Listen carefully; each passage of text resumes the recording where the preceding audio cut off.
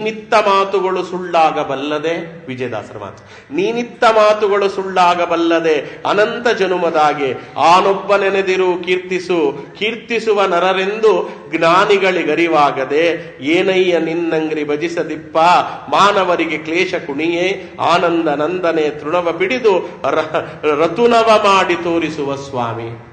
ಅಲ್ಲ, ನೀನ್ ಕೇಳದೆ ಅಂದ ಅಕ್ಷಕ್ಕೆ ನಾನು ಕೊಟ್ಬಿಡ್ಬೇಕಂತ ಕೇಳಿದ್ರೆ ನನ್ನನ್ನು ಉದ್ಧಾರ ಮಾಡಲಿಲ್ವ ಪ್ರಭು?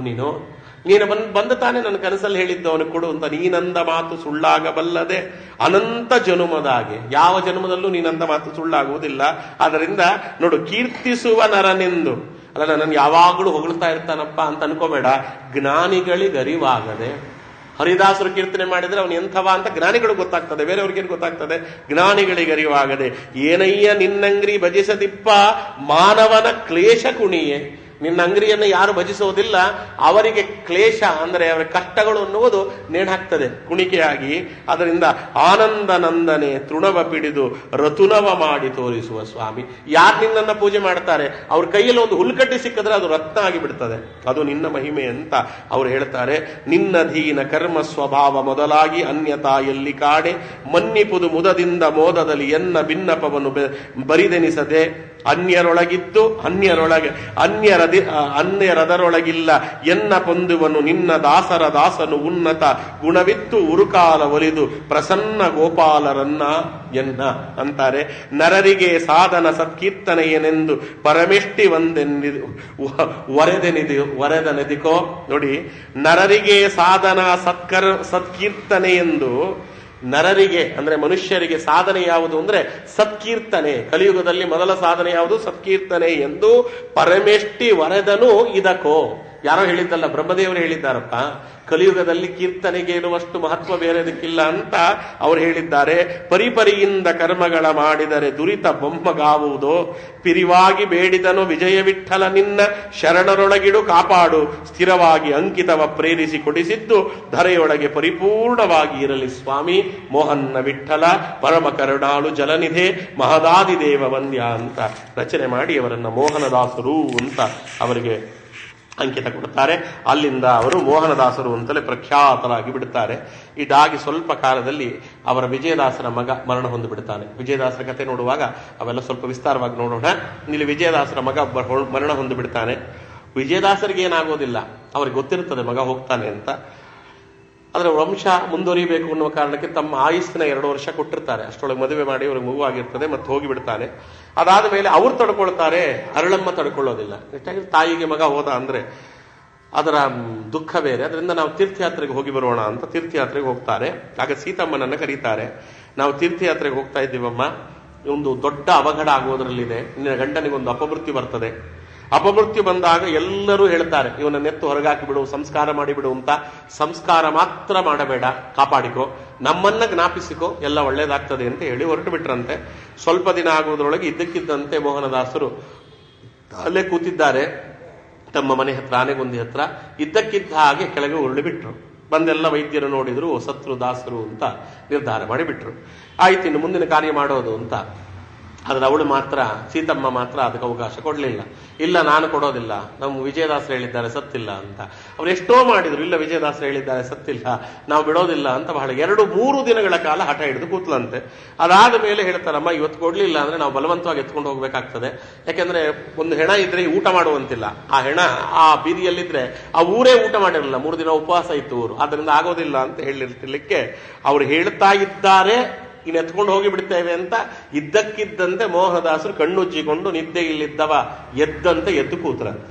ತಕ್ಷಣ ಅವ್ರ ಕೈ ಮುಗಿದು ಹಾಡ್ಲಿಕ್ಕೆ ಶುರು ಮಾಡ್ತಾರೆ. ತಂದೆ ವಿಜಯರಾಯ, ವೇಳೆಗೆ ಬಂದ್ಯ ವಿಜಯರಾಯ, ಹಿಂದೇಸು ಜನ್ಮವೋ ಮುಂದೇಸು ಜನ್ಮವೋ ಒಂದು ತಿಳಿಯದು ಎಂದೆಂದಿಗೂ ಎನ್ನಯ್ಯ. ಕೇಳಿದ್ರೆ ಏನಾಯ್ತು ದಾಸರ ನಿಮಗೆ ಅಂದ್ರೆ, ಸೂರ್ಯನ ಸುತನಂತೆ ಅಲ್ಲಿ ಮಹಾಶೌರ್ಯ ದೂತರಂತೆ ಕಾರ್ಯವ ತಿಳಿಯದೆ ನಿನ್ನ ಪರಿಚಾರನ ಇಳಿಯುತ್ತಿರೆ, ಭಾರ್ಯಳು ಮೊಡೆಯಿಡೆ ಕರುಗಳನ್ನೇ ಕಟ್ಟಿ ಎಳೆಯುತ್ತಿರೆ, ದೊರೆಗಳನ್ನು ಮುಟ್ಟಿ ಸಿರಿ ಮೋಹನ್ನ ವಿಠಲನ ಪಾದವ ತೋರಿ ಧರೆಗೆ ತಂದು ಬಿಟ್ಟೆ ಕರುಣಿಗಳ ರಸನೆ. ಬಂದ್ಯ ವಿಜಯರಾಯ, ವೇಳೆಗೆ ಬಂದ್ಯ ವಿಜಯರಾಯ ಅಂತ ಯಮದೂತರು ಕರ್ಕೊಂಡು ಹೋಗ್ತಾ ಇದ್ದಾರೆ. ವಿಜಯದಾಸರು ಭೃಗುವಿನ ರೂಪದಿಂದ ಹೋಗಿದ್ರಂತೆ. ಅಲ್ಲಿಗೆ ಹೋಗಿ ವಿಜಯದಾಸರ ರೂಪದಿಂದಲೇ ತಾವು ಭೃಗು ಅನ್ನೋದನ್ನು ತೋರಿಸಿ ಅಲ್ಲಿ ಮಾತಾಡಿ ಯಮದೂತರ ಹತ್ರ ಯಮದೇವರ ಲೋಕಕ್ಕೆ ಹೋಗಿ ತಪ್ಪು ತಂದಿದ್ದೀರಿ, ಇವರಲ್ಲ, ಇವ್ರಿಗಿನ್ನೂ ಆಯುಸ್ಸಿದೆ, ಇವ್ರು ಬೇರೆಯವ್ರು ತರಬೇಕಾದವ್ರನ್ನ ಇವ್ರು ತಂದಿದ್ದೀರಿ ಅಂತ. ಯಾರನ್ನ ತರಬೇಕು ಅಂದ್ರೆ ಕುಂಬಾರದವ ಒಬ್ಬ ಇದ್ದನಂತೆ, ಮೋನಪ್ಪ ಅಂತ ಅವನ ಹೆಸರು, ಇವ್ರ ಪಕ್ಕದ ಮನೆಯವ, ಅವನ ಹೆಸರು ಮೋನಪ್ಪ ಅಂತ, ಇವರು ಮೋಹನಪ್ಪ. ಅದಕ್ಕೆ ಮೋನಪ್ಪನನ್ನ ತರುವ ಬದಲು ಮೋಹನಪ್ಪನನ್ನ ತಂದು ಬಿಟ್ಟಿದ್ದೀರಿ ಅಂತ ಹೇಳಿದ ಮೇಲೆ ಅಯ್ಯೋ ಹೌದಲ್ಲ ಅಂತ ವಾಪಸ್ ಇವರ ಜೀವವನ್ನು ಬಿಟ್ಟು ಮೋಹನಪ್ಪನನ್ನು ಕರ್ಕೊಂಡು ಹೋದ್ರು ಅಂತ ಹೇಳ್ತಾರೆ. ಅಲ್ಲ ದಾಸರೇ, ಆಚಾರ್ಯ ಹೀಗೆ ಮಾಡಿಬಿಟ್ರೆ ಯಮದೂತರು ನಮ್ಮನ್ನು ಕರ್ಕೊಂಡು ಹೋಗ್ಬಿಟ್ರೆ ಯಾರನ್ನೋ ಕರ್ಕೊಂಡು ಹೋಗೋ ಬದಲು ಅಂತ ನಾವೇನು ಯೋಚನೆ ಮಾಡುವಾಗಿಲ್ಲ. ಎಲ್ಲ ಕಡೆಯೂ ಅದು ನಡೆಯೋದಿಲ್ಲ. ಇಲ್ಲಿ ವಿಜಯರಾಯರ ಮಹಿಮೆ ಜಗತ್ತಿಗೆ ತಿಳಿಯಬೇಕಿತ್ತು ಅಂತ ಭಗವಂತ ಕೆಲಸ ಮಾಡಿಸಿದ್ರೆ ಹೊರತು ಸಾವಿರ ಪಟ್ಟು ಜ್ಞಾನಿಗಳು ಯಮದೂತರು. ಅವ್ರು ಎಂಥ ಜ್ಞಾನಿಗಳು ಅಂದ್ರೆ ಗರುಡ ಪುರಾಣ ಹೇಳ್ತದೆ, ನಾವು ಮಾಡಿದ ಪ್ರತಿಯೊಂದು ದಿನದ ಪ್ರತಿಯೊಂದು ಕ್ಷಣದ ಅಪರಾಧ ಹೇಳಿ ಹೊಡಿತಾರಂತೆ. ಅಂದ್ರೆ ಎಷ್ಟು ನೆನಪಿರ್ಬೋದು ನೋಡ್ರಿ, ನಾವೆಷ್ಟು ದಿನ ಬದುಕಿದ್ದೇವೆ, ನಮಗೆ ನಾವು ಮಾಡಿದ ಅಪರಾಧಗಳು ಮರ್ತೋಗಿರ್ತದೆ. ಈ ಏಟು ಹೊಡಿತಾ ಇದ್ದೇನೆ ಯಾಕೆ ಗೊತ್ತಾ, ನೀನು ಇಂಥ ದಿನ ಇಂಥ ಕ್ಷಣದಲ್ಲಿ ಇಂಥ ಅಪರಾಧ ಮಾಡಿದ್ದೆ ಅಂತ ಹೇಳಿ ಹೊಡಿತಾರೆ. ಅಂದ್ರೆ ಅವರ ಜ್ಞಾನ ಅಷ್ಟಿರ್ತದೆ. ಆದ್ರೆ ಬೇಕಂತಲೇ ಭಗವಂತ ಒಂದೊಂದ್ಸತಿ ಲೀಲೆಗಳನ್ನು ತೋರಿಸ್ತಾನೆ. ಅಲ್ಲಿ ವಿಜಯರಾಯರ ಲೀಲೆ ತೋರಿಸಬೇಕಿತ್ತು, ಅದರಿಂದ ವಿಜಯರಾಯರ ಲೀಲೆ ತೋರಿಸ್ಲಿಕ್ಕೆ ಹಾಗೆ ಮಾಡಿದ. ಅದಾದ್ಮೇಲೆ ಎಲ್ಲ ಸಂತೋಷ ಪಡ್ತಿದ್ದಾರೆ. ಪಕ್ಕದಲ್ಲಿ ಮೋನಪ್ಪ ಅವನು ಬಿದ್ದು ಸತ್ತ, ಅವನು ಸಂಸ್ಕಾರ ಮಾಡಿದ್ರು. ವಿಜಯರಾಯರು ಬರಲಿ ಅಂತ ಕಾಯ್ತಾ ಇದ್ದರಂತೆ. ವಿಜಯರಾಯರು ಎಲ್ಲ ಯಾತ್ರೆಯನ್ನು ಮುಗಿಸಿ ತಿರುಪತಿಗೆ ಹೋಗ್ತಾರೆ. ಕಡೆಗೆ ತಿರುಪತಿಯಿಂದ ಹಿಂತಿರುಗಿ ಬರ್ತಾರೆ. ತಿರುಪತಿ ಯಾತ್ರೆ ಅಂದ್ರೆ ವಿಜಯರಾಯರಿಗೆ ಬಹಳ ಇಷ್ಟ. ಅದು ಎಷ್ಟು ಬಾರಿ ತಿರುಪತಿ ಯಾತ್ರೆ ಉಡುಪಿ ಯಾತ್ರೆ ಮಾಡಿದ್ದಾರೋ ಲೆಕ್ಕಕ್ಕಿಲ್ಲ ಅಂತ ಹೇಳಿಬಿಡ್ತಾರೆ. ಕಾರಣ ಏನು ಅಂದ್ರೆ ವಿಜಯರಾಯರಿಗೆ ತಮಗಾಗಿ ಇಳಿದು ಬಂದ ನಮ್ಮಪ್ಪ ಅಲ್ವಾ ಶ್ರೀನಿವಾಸ, ಭೃಗು ಋಷಿಗಳನ್ನ ನೆಪ ಮಾಡಿಕೊಂಡು ಕೆಳಗಿಳಿದು ಬಂದವ. ಆದ್ದರಿಂದ ತಿರುಪತಿ ತಿಮ್ಮಪ್ಪನ ಮೇಲೆ ಬಹಳ ಇಷ್ಟ ಅವರಿಗೆ. ಹೋಗಿದ್ರಂತೆ. ಯಾವಾಗ ವಾಪಸ್ಸು ಬರ್ತಾರೆ ಆನೆಗುಂದಿಗೆ ತುಂಬಾ ಸಂತೋಷವಾಗಿ ಬಿಡ್ತದೆ. ಓಡಿ ಬಂದು ಕಾಲಿ ಹಿಡಿದ್ರಂತೆ.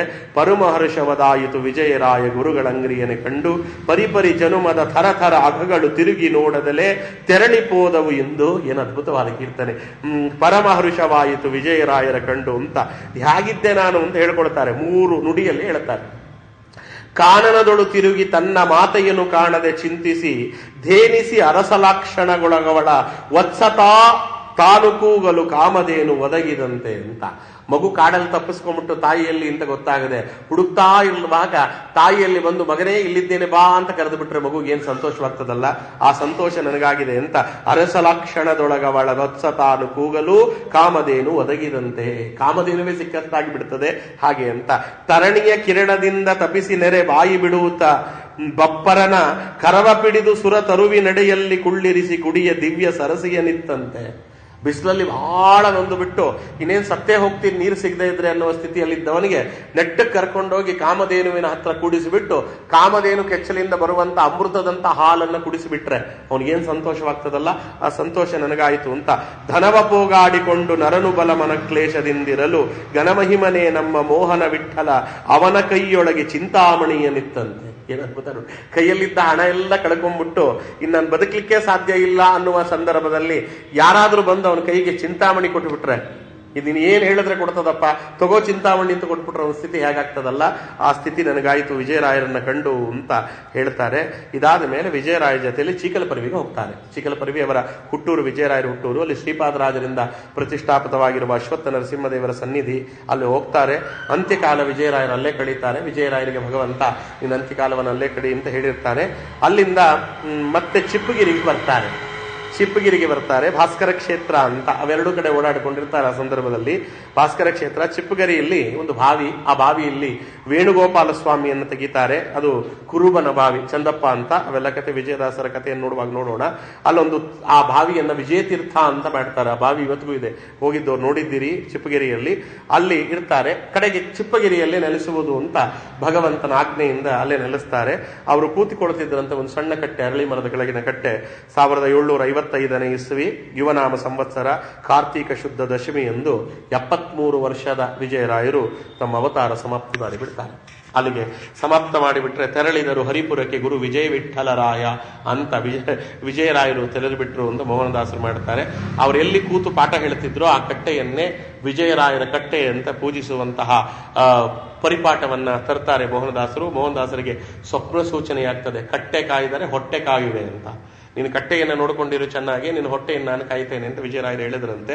ಹಾಗಾಗಿ ಆ ಕಟ್ಟೆಯನ್ನ ಸ್ವಲ್ಪ ವೃಂದಾವನಾಕಾರವಾಗಿ ಮಾಡಿ ಅದರ ಹಿಂದಿದ್ದಂತ ಎಲ್ಲ ಏನಿತ್ತು ಬೇರೆದೆಲ್ಲವನ್ನ ತೆಗೆಸಿ ಅದೊಂದು ಪವಿತ್ರವಾದ ಕ್ಷೇತ್ರವನ್ನು ಮಾಡ್ತಾರೆ. ಅವತ್ತಿನಿಂದ ಅದು ಹರಿದಾಸ ಕಾಶಿ ಅಂತ ಅದು ಪ್ರಖ್ಯಾತವಾಗಿ ಬಿಡ್ತದೆ. ಇವತ್ತಿಗೂ ಹರಿದಾಸ ಕಾಶಿ ಹೇಗೆ ವ್ಯಾಸ ಕಾಶಿ, ಅಲ್ಲಿ ವೇದವ್ಯಾಸ ದೇವರಿರ್ತಕ್ಕಂಥ ಕಾಶಿ ಎಲ್ಲ ಯತಿಗಳಿಗೂ ಪರಮ ಪವಿತ್ರವಾದದ್ದು. ದಾಸರು ಅನ್ನಿಸಿಕೊಂಡವರಿಗೆ ಹಂಪೆ ಬಿಟ್ರೆ ಪರಮ ಪವಿತ್ರವಾದ ಕ್ಷೇತ್ರ ಅಂದ್ರೆ ವಿಜಯರಾಯರ ಸನ್ನಿಧಾನ, ಅದು ಚಿಪ್ಪಗಿರಿ. ಅದನ್ನ ಹರಿದಾಸ ಕಾಶಿ ಎಂದು ಕರೀತಾರೆ.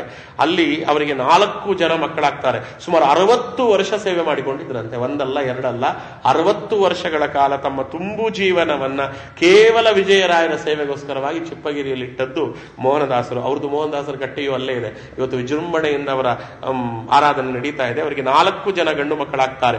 ಮೊದಲೊಬ್ಬ ಆಗಿರ್ತಾನೆ ವೆಂಕೋಬ ಅಂತ, ಅವನನ್ನ ದಾಸಪ್ಪನ ದಾಸ ಅಂತ ಹೆಸರಿಟ್ಟಿರ್ತಾರೆ. ದಾಸಪ್ಪ ಅಂದ್ರೆ ವಿಜಯದಾಸರು, ಅವರ ದಾಸ ಅಂತ ಹೆಸರಿಟ್ಟಿರ್ತಾರೆ. ವೆಂಕೋಬ ಅಂತವನ ಹೆಸರು. 4 ಜನ ಮಕ್ಕಳಾಗ್ತಾರೆ ಅವರಿಗೆ. ವಿಜಯದಾಸ, ಗುರುರಾಯಪ್ಪ ದಾಸ, ರಾಘವೇಂದ್ರ ದಾಸ, ಶ್ರೀನಿವಾಸ ದಾಸ ಅಂತ ಹೆಸರಿಡ್ತಾರೆ. ಈ 4 ಜನರ ವಂಶವೂ ಇವತ್ತಿಗೂ ಇದೆ. ಇವತ್ತಿಗೂ 4 ಜನರ ವಂಶ ಇದೆ. ಆ 4 ಜನರ ವಂಶದವರು ಕೂಡ ಚಿಪ್ಪಗಿರಿಗೆ ಬಂದು ಸೇವೆ ಮಾಡ್ತಾರೆ ಇವತ್ತಿಗೂ. ಅದಕ್ಕೆ ಅವರು 4 ಜನರನ್ನು ಹರಿದಾಸರನ್ನಾಗಿ ಮಾಡಿದರಂತೆ. ನೋಡಿ, 4 ಜನ ಮಕ್ಕಳು, 5 ಜನ ಮಕ್ಕಳನ್ನು ಹರಿದಾಸರನ್ನಾಗಿ ಮಾಡ್ತಾರೆ. ಎನ್ನೊಬ್ಬನ ಪಾಲಿಸಿದು ಬಲು ಗುರುತಲ್ಲ, ಚಿನ್ನವರದನ ಸಂತತಿ ಎಲ್ಲ ನಿನ್ನ ಪಾಲಿಗೆ ಬಿಟ್ಟದ್ದಲ್ಲ ವಾಕು, ಅನ್ಯತಾ ಮಾಡುವುದು ಸಲ್ಲ, ಮೋಹನ್ನ ವಿಠಲ ಇದನ್ನು ಬಲ್ಲ, ಮುನ್ನ ಪನ್ನಗ ಶಯನ ಪ್ರಸನ್ನನಾದುದಕ್ಕೆ ಇದು ಎನ್ನ ಮನೋರಥ ಸಿದ್ಧಿಸೋ ಸ್ವಾಮಿ ಅಂತ ವಿಜಯ ವಿಠಲರಾಯರು ಹೇಳ್ತಾರೆ. ನನ್ನೊಬ್ಬನನ್ನು ಕಾಪಾಡಿದ್ದಲ್ಲ, ನನ್ನ 5 ಜನ ಮಕ್ಕಳನ್ನು ನೀವೇ ಕಾಪಾಡಬೇಕಪ್ಪ. ಚಿನ್ನವರದನ ಸಂತತಿಯಲ್ಲ, ನನ್ನ ಇಡೀ ಸಂತತಿಯನ್ನು ಕಾಪಾಡಬೇಕು. ನಿನ್ನ ಪಾಲಿಗೆ ಬಿಟ್ಟದ್ದೆಲ್ಲ ವಾಕ್, ನಿನ್ನ ಪಾಲಿಗೆ ಎಲ್ಲ ಬಿಟ್ಟಿದ್ದೇನೆ. ನನ್ನ ಮಾತಿನಿಂದ ಹಿಡಿದು ಎಲ್ಲ ನಿನ್ನ ಪಾಲಿಗೆ ಬಿಟ್ಟಿದ್ದೇನೆ. ಅನ್ಯತಾ ಮಾಡುವುದು ಸಲ್ಲ, ನಮ್ಮನ್ನು ಕೈ ಬಿಟ್ಬಿಡ್ಬೇಡಪ್ಪ. ಮೋಹನ ವಿಠಲ ಇದನ್ನು ಬಲ್ಲ, ಮೋಹನ ವಿಠಲ ಇದನ್ನೆಲ್ಲ ಗೊತ್ತಿದ್ದಾನೆ. ಮುನ್ನ ಪನ್ನಗ ಶಯನ ಪ್ರಸನ್ನನಾದುದಕ್ಕೆ ಇದು ಎನ್ನ ಮನೋರಥ ಸಿದ್ಧಿಸಿಯೋ ಸ್ವಾಮಿ. ಭಗವಂತ ನನ್ನನ್ನು ಒಲಿದಿದ್ದಾನೆ ಅನ್ಲಿಕ್ಕೆ ಇದೊಂದು ಸಿದ್ಧಿಸಿದ್ರೆ ಸಾಕು ಅಂತ 60 ವರ್ಷಗಳ ಕಾಲ ಅಲ್ಲಿರ್ತಾರೆ. ಅವ್ರು ಅಲ್ಲಿರುವಾಗಲೇ ಗೋಪಾಲದಾಸರು ಬರ್ತಾರೆ, ವೇಣುಗೋಪಾಲ ದಾಸರು ಬರ್ತಾರೆ, ಜಗನ್ನಾಥ ದಾಸರು ಬರ್ತಾರೆ. ಅವರೆಲ್ಲ ದಾಸರುಗಳು ಬಂದು ಅಲ್ಲಿ ಅವರ ಜೊತೆಯಲ್ಲಿದ್ದೇ ವಿಜಯರಾಯರ ಸೇವೆ ಮಾಡ್ತಾರೆ. ಇದಾದ ಮೇಲೆ ಅವರಿಗೆ ಕನಸಾಗ್ತದೆ, ಇನ್ನು ಯಾತ್ರೆಗೆ ಹೊರಡು ಅಂತ. 60 ಅಲ್ಲಿ ಒಂದು 20 ಆಗಿತ್ತು ಅಂತ ಕಾಣುತ್ತದೆ. ಸುಮಾರು 80 ವರ್ಷಕ್ಕೆ ಯಾತ್ರೆಗೆ ಹೊರಡ್ತಾರೆ. 80 ವರ್ಷಕ್ಕೆ ಯಾತ್ರೆ, 80 ವರ್ಷಕ್ಕೆ ಎದ್ದು ನಿಲ್ಲಿಕ್ಕಾಗಲ್ಲ ಈ ಸ್ಥಿತಿಯಲ್ಲಿ. ಅವರು ಯಾತ್ರೆಗೆ ಹೊರಡ್ತಾರೆ. ಮೊದಲು ಅವರು ಸಂದರ್ಶನ ಮಾಡಿದ್ದು ಬದರಿ. ಅವರು ಎಲ್ಲೆಲ್ಲಿ ಹೋಗ್ತಾರೆ ಅಲ್ಲೆಲ್ಲ ಒಂದೊಂದು ಕೀರ್ತನೆಗಳನ್ನು ಮಾಡ್ತಾ ಹೋಗ್ತಾರೆ. ಆ ಕೀರ್ತನೆ ಬಹಳ ಪ್ರಸಿದ್ಧಿಯಾಗಿದೆ, ಅಲ್ಲ ಎಲ್ರಿಗೂ ಗೊತ್ತಿದೆ. ಏನು ಈ ವೇಷ ವೇದವ್ಯಾಸ ಭಾನುಕೋಟಿ ಪ್ರಕಾಶ ಬದರಿ ನಿವಾಸ, ಏನು ಈ ವೇಷ ವೇದವ್ಯಾಸ. ತುಂಬಾ ಅದ್ಭುತವಾದ ಕೀರ್ತನೆ. ದ್ರೌಪದಿ ಕರೆಯಲ ಪಾರ ವಸ್ತ್ರವ ನಿತ್ಯ ಕೌಪಿನ ಧರಿಸಿದ ಕೌತುಕವೇ ನಯ್ಯ, ಏನು ಈ ವೇಷ. ದ್ರೌಪದಿ ಕೇಳಲಿಕ್ಕೆ ಅಕ್ಷಯಾಂಬರ ಕೊಟ್ಟೆಯಲ್ಲೋ ಪ್ರಭು, ನೀನ್ ನೋಡಿದ್ರೆ ಕೌಪಿನ ಹಾಕೊಂಡು ಕೂತಿದ್ಯಲ್ಲಪ್ಪ, ಏನು ಈ ವೇಷ ವೇದವ್ಯಾಸ ಅಂತ. ಮುತ್ತು ಮಾಣಿಕ್ಯ ನವರತ್ನ ಮಕುಟ ವೀರೆ, ಮುತ್ತು ಮಾಣಿಕ್ಯ ನವರತ್ನಗಳಿಂದ ಕೂಡಿದಂತ ಮಕುಟ ಅಂದ್ರೆ ಕಿರೀಟ ಇದ್ರೆ ನೆತ್ತಿಲಿ ಕೆಂಜಡೆ ಪೊತ್ತಿಕೊಂಡಿರುವುದು, ಏನು ಈ ವೇಷ. ಅಲ್ಲ, ಜಟೆ ಕಟ್ಕೊಂಡು ಕೂತಿದ್ಯಲ್ಲೋ ಪ್ರಭು, ನಾನೇನ್ ಹೇಳಲಿ ಅಂತ. ವರವೈಕುಂಠ ಬಿಟ್ಟು ಮೋಹನ್ನ ವಿಠಲ, ವರವೈಕುಂಠ ಬಿಟ್ಟು ಮೋಹನ್ನ ವಿಠಲ, ಧರೆಯೋಳು ಬೋರೆಯ ಮರದಡಿ ಇರುವುದು, ಏನು ಈ ವೇಷ. ಅಲ್ಲ, ವೈಕುಂಠ ಬಿಟ್ಬಿಟ್ಟು ಬಂದು ಈ ಬೋರೆ ಮರ ಆದ್ರೆ ಬದರಿ ವೃಕ್ಷದ ಕೆಳಗೆ ಕೂತಿದ್ಯಲ್ಲೋ ಪ್ರಭು ಅಂತ ಅಲ್ಲಿ ಕುರಿತು ಕೀರ್ತನೆ ಮಾಡ್ತಾರೆ. ಅಲ್ಲಿಂದ ಉಡುಪಿಗೆ ಬರ್ತಾರೆ. ಅವ್ರು ಎಲ್ಲಿಂದ ಅಲ್ಲಿಗೆ ಸಂಚಾರ ಮಾಡ್ತಾರೆ. ವಾದಿರಾಜ ಸ್ವಾಮಿಗಳು ಹೇಳಿದ ತೀರ್ಥ ಪ್ರಬಂಧದ ಪ್ರಕಾರ ಸಂಚಾರ ಮಾಡ್ತಾರೆ. ಅಲ್ಲಿ ಉಡುಪಿಗೆ ಬರ್ತಾರೆ. ಉಡುಪಿ ಕೃಷ್ಣನ ಹತ್ರ ಜಗಳ ಆಡ್ತಾರೆ. ಜಗಳ ಅಂದ್ರೆ ಪ್ರೀತಿಯ ಜಗಳ. ಅವ್ರು ಹೇಳ್ತಾರೆ, ಉಡುಪಿ ಕೃಷ್ಣನ ಸಡಗರ ನಿನಗೆ ಯಾಕೋ ಅಂತಾರೆ. ನಿನಗೆ ಯಾಕಯ್ಯ ಸಡಗರ? ಉಡುಪಿ ಕೃಷ್ಣ ಬಡವನಾದವನ ಭವ ಮಡುವಿನೊಳಗೆ ನೂಕಿ ಮಿಡುಕಿಸಿಕೊಂಬುದು ಥರವೇನೋ ಹರಿಗೆ. ನನ್ನನ್ನು ಮಾತ್ರ ಸಂಸಾರ ಸಮುದ್ರದಲ್ಲಿ ಹಾಕ್ಬಿಟ್ಟು ನಾನು ವಿಲಿ ವಿಲಿ ವಿಲಿ ವಿಲಿ ಅಂತ ಒದ್ದಾಡ್ತಿದ್ರೆ ನೋಡ್ತಾ ನಗುತ್ತಾ ನಿಂತಿದ್ಯಲ್ಲ ಕೃಷ್ಣ, ನಿನಗಿದ್ ಸರಿಯೇ ಅಂತ ಕೀರ್ತನೆ ಮಾಡ್ತಾರೆ. ಒಡಲಿಗೋಸುಗ ನಿನ್ನ ಬೇಡಿ ಬಂದವನಲ್ಲ ಹೇಳ್ತಾರೆ. ಉಡುಪಿಗೆ ಬಂದದ್ದು ಉಡುಪಿನಲ್ಲಿ ಒಳ್ಳೆ ಊಟ ಸಿಗ್ತದೆ ಅಂತ ಬಂದಿಲ್ಲ ಪ್ರಭು. ಒಡಲಿಗೋಸುಗ ನಿನ್ನ ಬೇಡಿ ಬಂದವನಲ್ಲ, ದೃಢ ಭಕ್ತಿ ಜ್ಞಾನ ಕೊಟ್ಟು ರಕ್ಷಿಸೋ ಹರಿಯೇ. ಜ್ಞಾನ ಭಕ್ತಿ ವೈರಾಗ್ಯಗಳನ್ನು ಕೊಡಪ್ಪ. ಕಡಲ ಶಯನ ನಮ್ಮ ಮೋಹನ್ನ ವಿಠಲ, ಅಸುದುದಿಯ ದಾಟಿಸಿ ಕಡೆಗಾಣಿಸೋ ಸುಲಭದಿಂದ. ಅಸುದುದಿ ಅಂದ್ರೆ ಸಂಸಾರ ಸಮುದ್ರ. ಸಂಸಾರ ಸಮುದ್ರವನ್ನ ದಾಟಿಸಿ ಬಿಡು, ಅಷ್ಟು ಕೇಳಲಿಕ್ಕೆ ಬಂದಿದ್ದೇನೆ. ನೀನು ಸಮುದ್ರ ದಾಟಿ ಬಂದವನಲ್ವಾ, ನೀನು ಕಡಲ ದಾಟಿ ಬಂದವ ಕೃಷ್ಣ ನೀನು, ಅದರಿಂದ ನೀನು ಸಮುದ್ರ ದಾಟಿಸಿಬಿಡು ನನ್ನನ್ನ ಅಂತ ಹೇಳುವಂತೆ ಅಲ್ಲಿಂದ ತಿರುಪತಿಗೆ ಹೋಗ್ತಾರೆ. ತಿರುಪತಿಯಲ್ಲಿ ನೆನ್ನೆ ಹೇಳಿದಂತೆ ಪುರಂದರದಾಸರಿಗಾದಂತೆ ಯಾರು ಅವರು ಚಪ್ಪಲಿ ಕದ್ಕೊಂಡು ಹೋಗಿಬಿಟ್ರು. ಮೋಹನ್ ದಾಸರನ್ನೂ ಬಿಡ್ಲಿಲ್ಲ ಚಪ್ಪಲಿ ಕಳ್ಳರು, ಎಲ್ಲ ಕಡೆ ಇದೆ. ಪುರಂದರದಾಸರು ಮಾಡಿದ ಕೀರ್ತನೆ ಎಂತದ್ದೇ ಕೀರ್ತನೆ ಮಾಡ್ತಾರೆ. ಪಾಪಾಸು ಪೋದವಲ್ಲ, ಅಪಾರ ಜನ್ಮದಿಂದ ಆರ್ಜನ ಮಾಡಿದ ಪಾಪಾಸು ಪೋದವಲ್ಲ. ನೋಡಿ ಅವರ ಕೀರ್ತನೆ. ಉರಗಾದ್ರಿಯಲ್ಲಿ ಸ್ವಾಮಿ ಪುಷ್ಕರಣಿ ಮೊದಲಾದ ಪರಿಪರಿ ತೀರ್ಥ ಸ್ನಾನಗಳನ್ನು ಮಾಡಿ ಹರಿದಾಸರ ಕೂಡ ಶ್ರೀನಿವಾಸ ಮೂರ್ತಿ ದರ್ಶನದಲ್ಲಿ ಮೈ ಮರೆತು ಇದ್ದೇನೋ ಎನ್ನ ಪಾಪಾಸು ಪೋದವಲ್ಲ. ಪುಷ್ಕರಣಿಯಲ್ಲಿ ಸ್ನಾನ ಮಾಡಿಕೊಂಡು ಬಂದು ಸ್ವಾಮಿ ಪುಷ್ಕರಣಿಯಲ್ಲಿ ಶ್ರೀನಿವಾಸನ ದರ್ಶನ ಮಾಡ್ತಾ ಧ್ಯಾನದಲ್ಲಿ ಕೂತಿದ್ರೆ ಹೋಗಿ ಬಂದು ನನ್ನ ಚಪ್ಪಲಿ ಕದ್ಕೊಂಡು ಹೋಗ್ಬಿಟ್ರಲ್ಲಪ್ಪ, ಪಾಪ ಅಸುಪೋದವಲ್ಲ, ಪಾಪ ಅಸೂಪೋದವಲ್ಲ. ಪರಮ ಭಾಗವತರು ಹರಿಕತೆ ಹೇಳಲು ಪರಮ ಅನುಷದಿಂದ ಕೇಳುತ್ತಲಿದ್ದೆ. ಅಲ್ಲಿರೋರೆಲ್ಲ ಗಾನ ಮಾಡ್ತಿದ್ರು, ಕೇಳ್ತಿದ್ದೆ. ನೀವು ಹಾಡ್ರಿ ದಾಸ ಎಂದ್ರು, ನಾನು ಹಾಡ್ತಾ ಕೂತಿದ್ದೆ. ಪರಮ ಪಾಪಿಷ್ಟರ ಪಾಲಾಗಿ ಹೋದವೋ, ಯಾರೋ ಕತ್ತಿದ್ದಲ್ಲ, ಪರಮ ಪಾಪಿಷ್ಟರ ಪಾಲಾಗಿ ಹೋದವೋ ಪರಮಾತ್ಮನ ಚಿತ್ತಕ್ಕೆ ಬಂದಿತೀಗೆನ್ನ. ಪರಮಾತ್ಮ ಅನ್ಕೊಂಡ ಇವನಿಗೆ ಯಾಕೆ ಚಪ್ಪಲಿ ಅಂತ ಕದ್ಕೊಂಡು ಹೋಗಿಬಿಟ್ಟ. ಆ ಚಪ್ಪಲಿ ಯಾರು ಕೊಟ್ಟಿದ್ದಂತೆ ಗೊತ್ತಾ? ಇವರು ಯಾರೋ ಒಬ್ಬ ಮಾಯಿ ಅಂದ್ರೆ ಒಬ್ಬ ಮಾಯಾವಾದದವನನ್ನ ಗೆದ್ದಿದ್ರಂತೆ. ಮಾಯಾವಾದದವನು ಗೆದ್ದಿದ್ರೆ ಆ ಮಾಯಾವಾದದವನು ಒಳ್ಳೆ ಚಪ್ಪಲಿ, ನವರತ್ನದ ಚಪ್ಪಲಿ ಅವ್ರು ಕೊಟ್ಟಿದ್ದನಂತೆ. ಹಾಕೊಂಡೋಗಿ ಆಚಾರ್ಯ ಒಳ್ಳೆ ಚಪ್ಪಲಿ, ನನ್ನನ್ನು ಸೋಲ್ಸಿದ್ದೀರಿ, ಈ ಚಪ್ಪಲಿ ತಗೊಳ್ಳಿ ಅಂತ ಕೊಟ್ಟಿದ್ರಂತೆ. ಅದನ್ನ ಹಾಕೊಂಡಿದ್ರಂತೆ. ಅವನು ಹಾಕಿದ ಚಪ್ಪಲಿ ನೀನ್ ಯಾಕೆ ಹಾಕ್ತಿಯಪ್ಪ ಅಂತ ಸ್ವಾಮಿ ನೋಡಿ ಅದಕ್ಕೆ ಹೇಳ್ತಾರೆ. ಮಾಯಿ ಒಲಿದು ಎನಗೆ ಕೊಂಡು ಕೊಟ್ಟಿದ್ದಳು, ದಾಯಿಗಾರರು ನೋಡಿ ಸಹಿಸಲಿಲ್ಲ, ಮಾಯಾರಮಣ ನಮ್ಮ ಮೋಹನ್ನ ವಿಠಲನ ಮಾಯದಿಂದ ಮುಟ್ಟುವಾಯಿತು ಎನ್ನ. ಅವನು ಕೊಟ್ಟಿದ್ದ ಚಪ್ಪಲಿ ನೀನ್ ಯಾಕೆ ಹಾಕ್ತೀಯೋ ದರಿದ್ರದವನ ಅಂತ ಸ್ವಾಮಿ ಅದನ್ನ ವಾಪಸ್ ಕಳೆದು ಬಿಟ್ಟ. ಮಾಯಿಗಳು ಕೊಟ್ಟ ಮೆಟ್ಟು ನನಗೆ ಯಾಕಪ್ಪ ಅಂತ ಬರ್ತಾರೆ.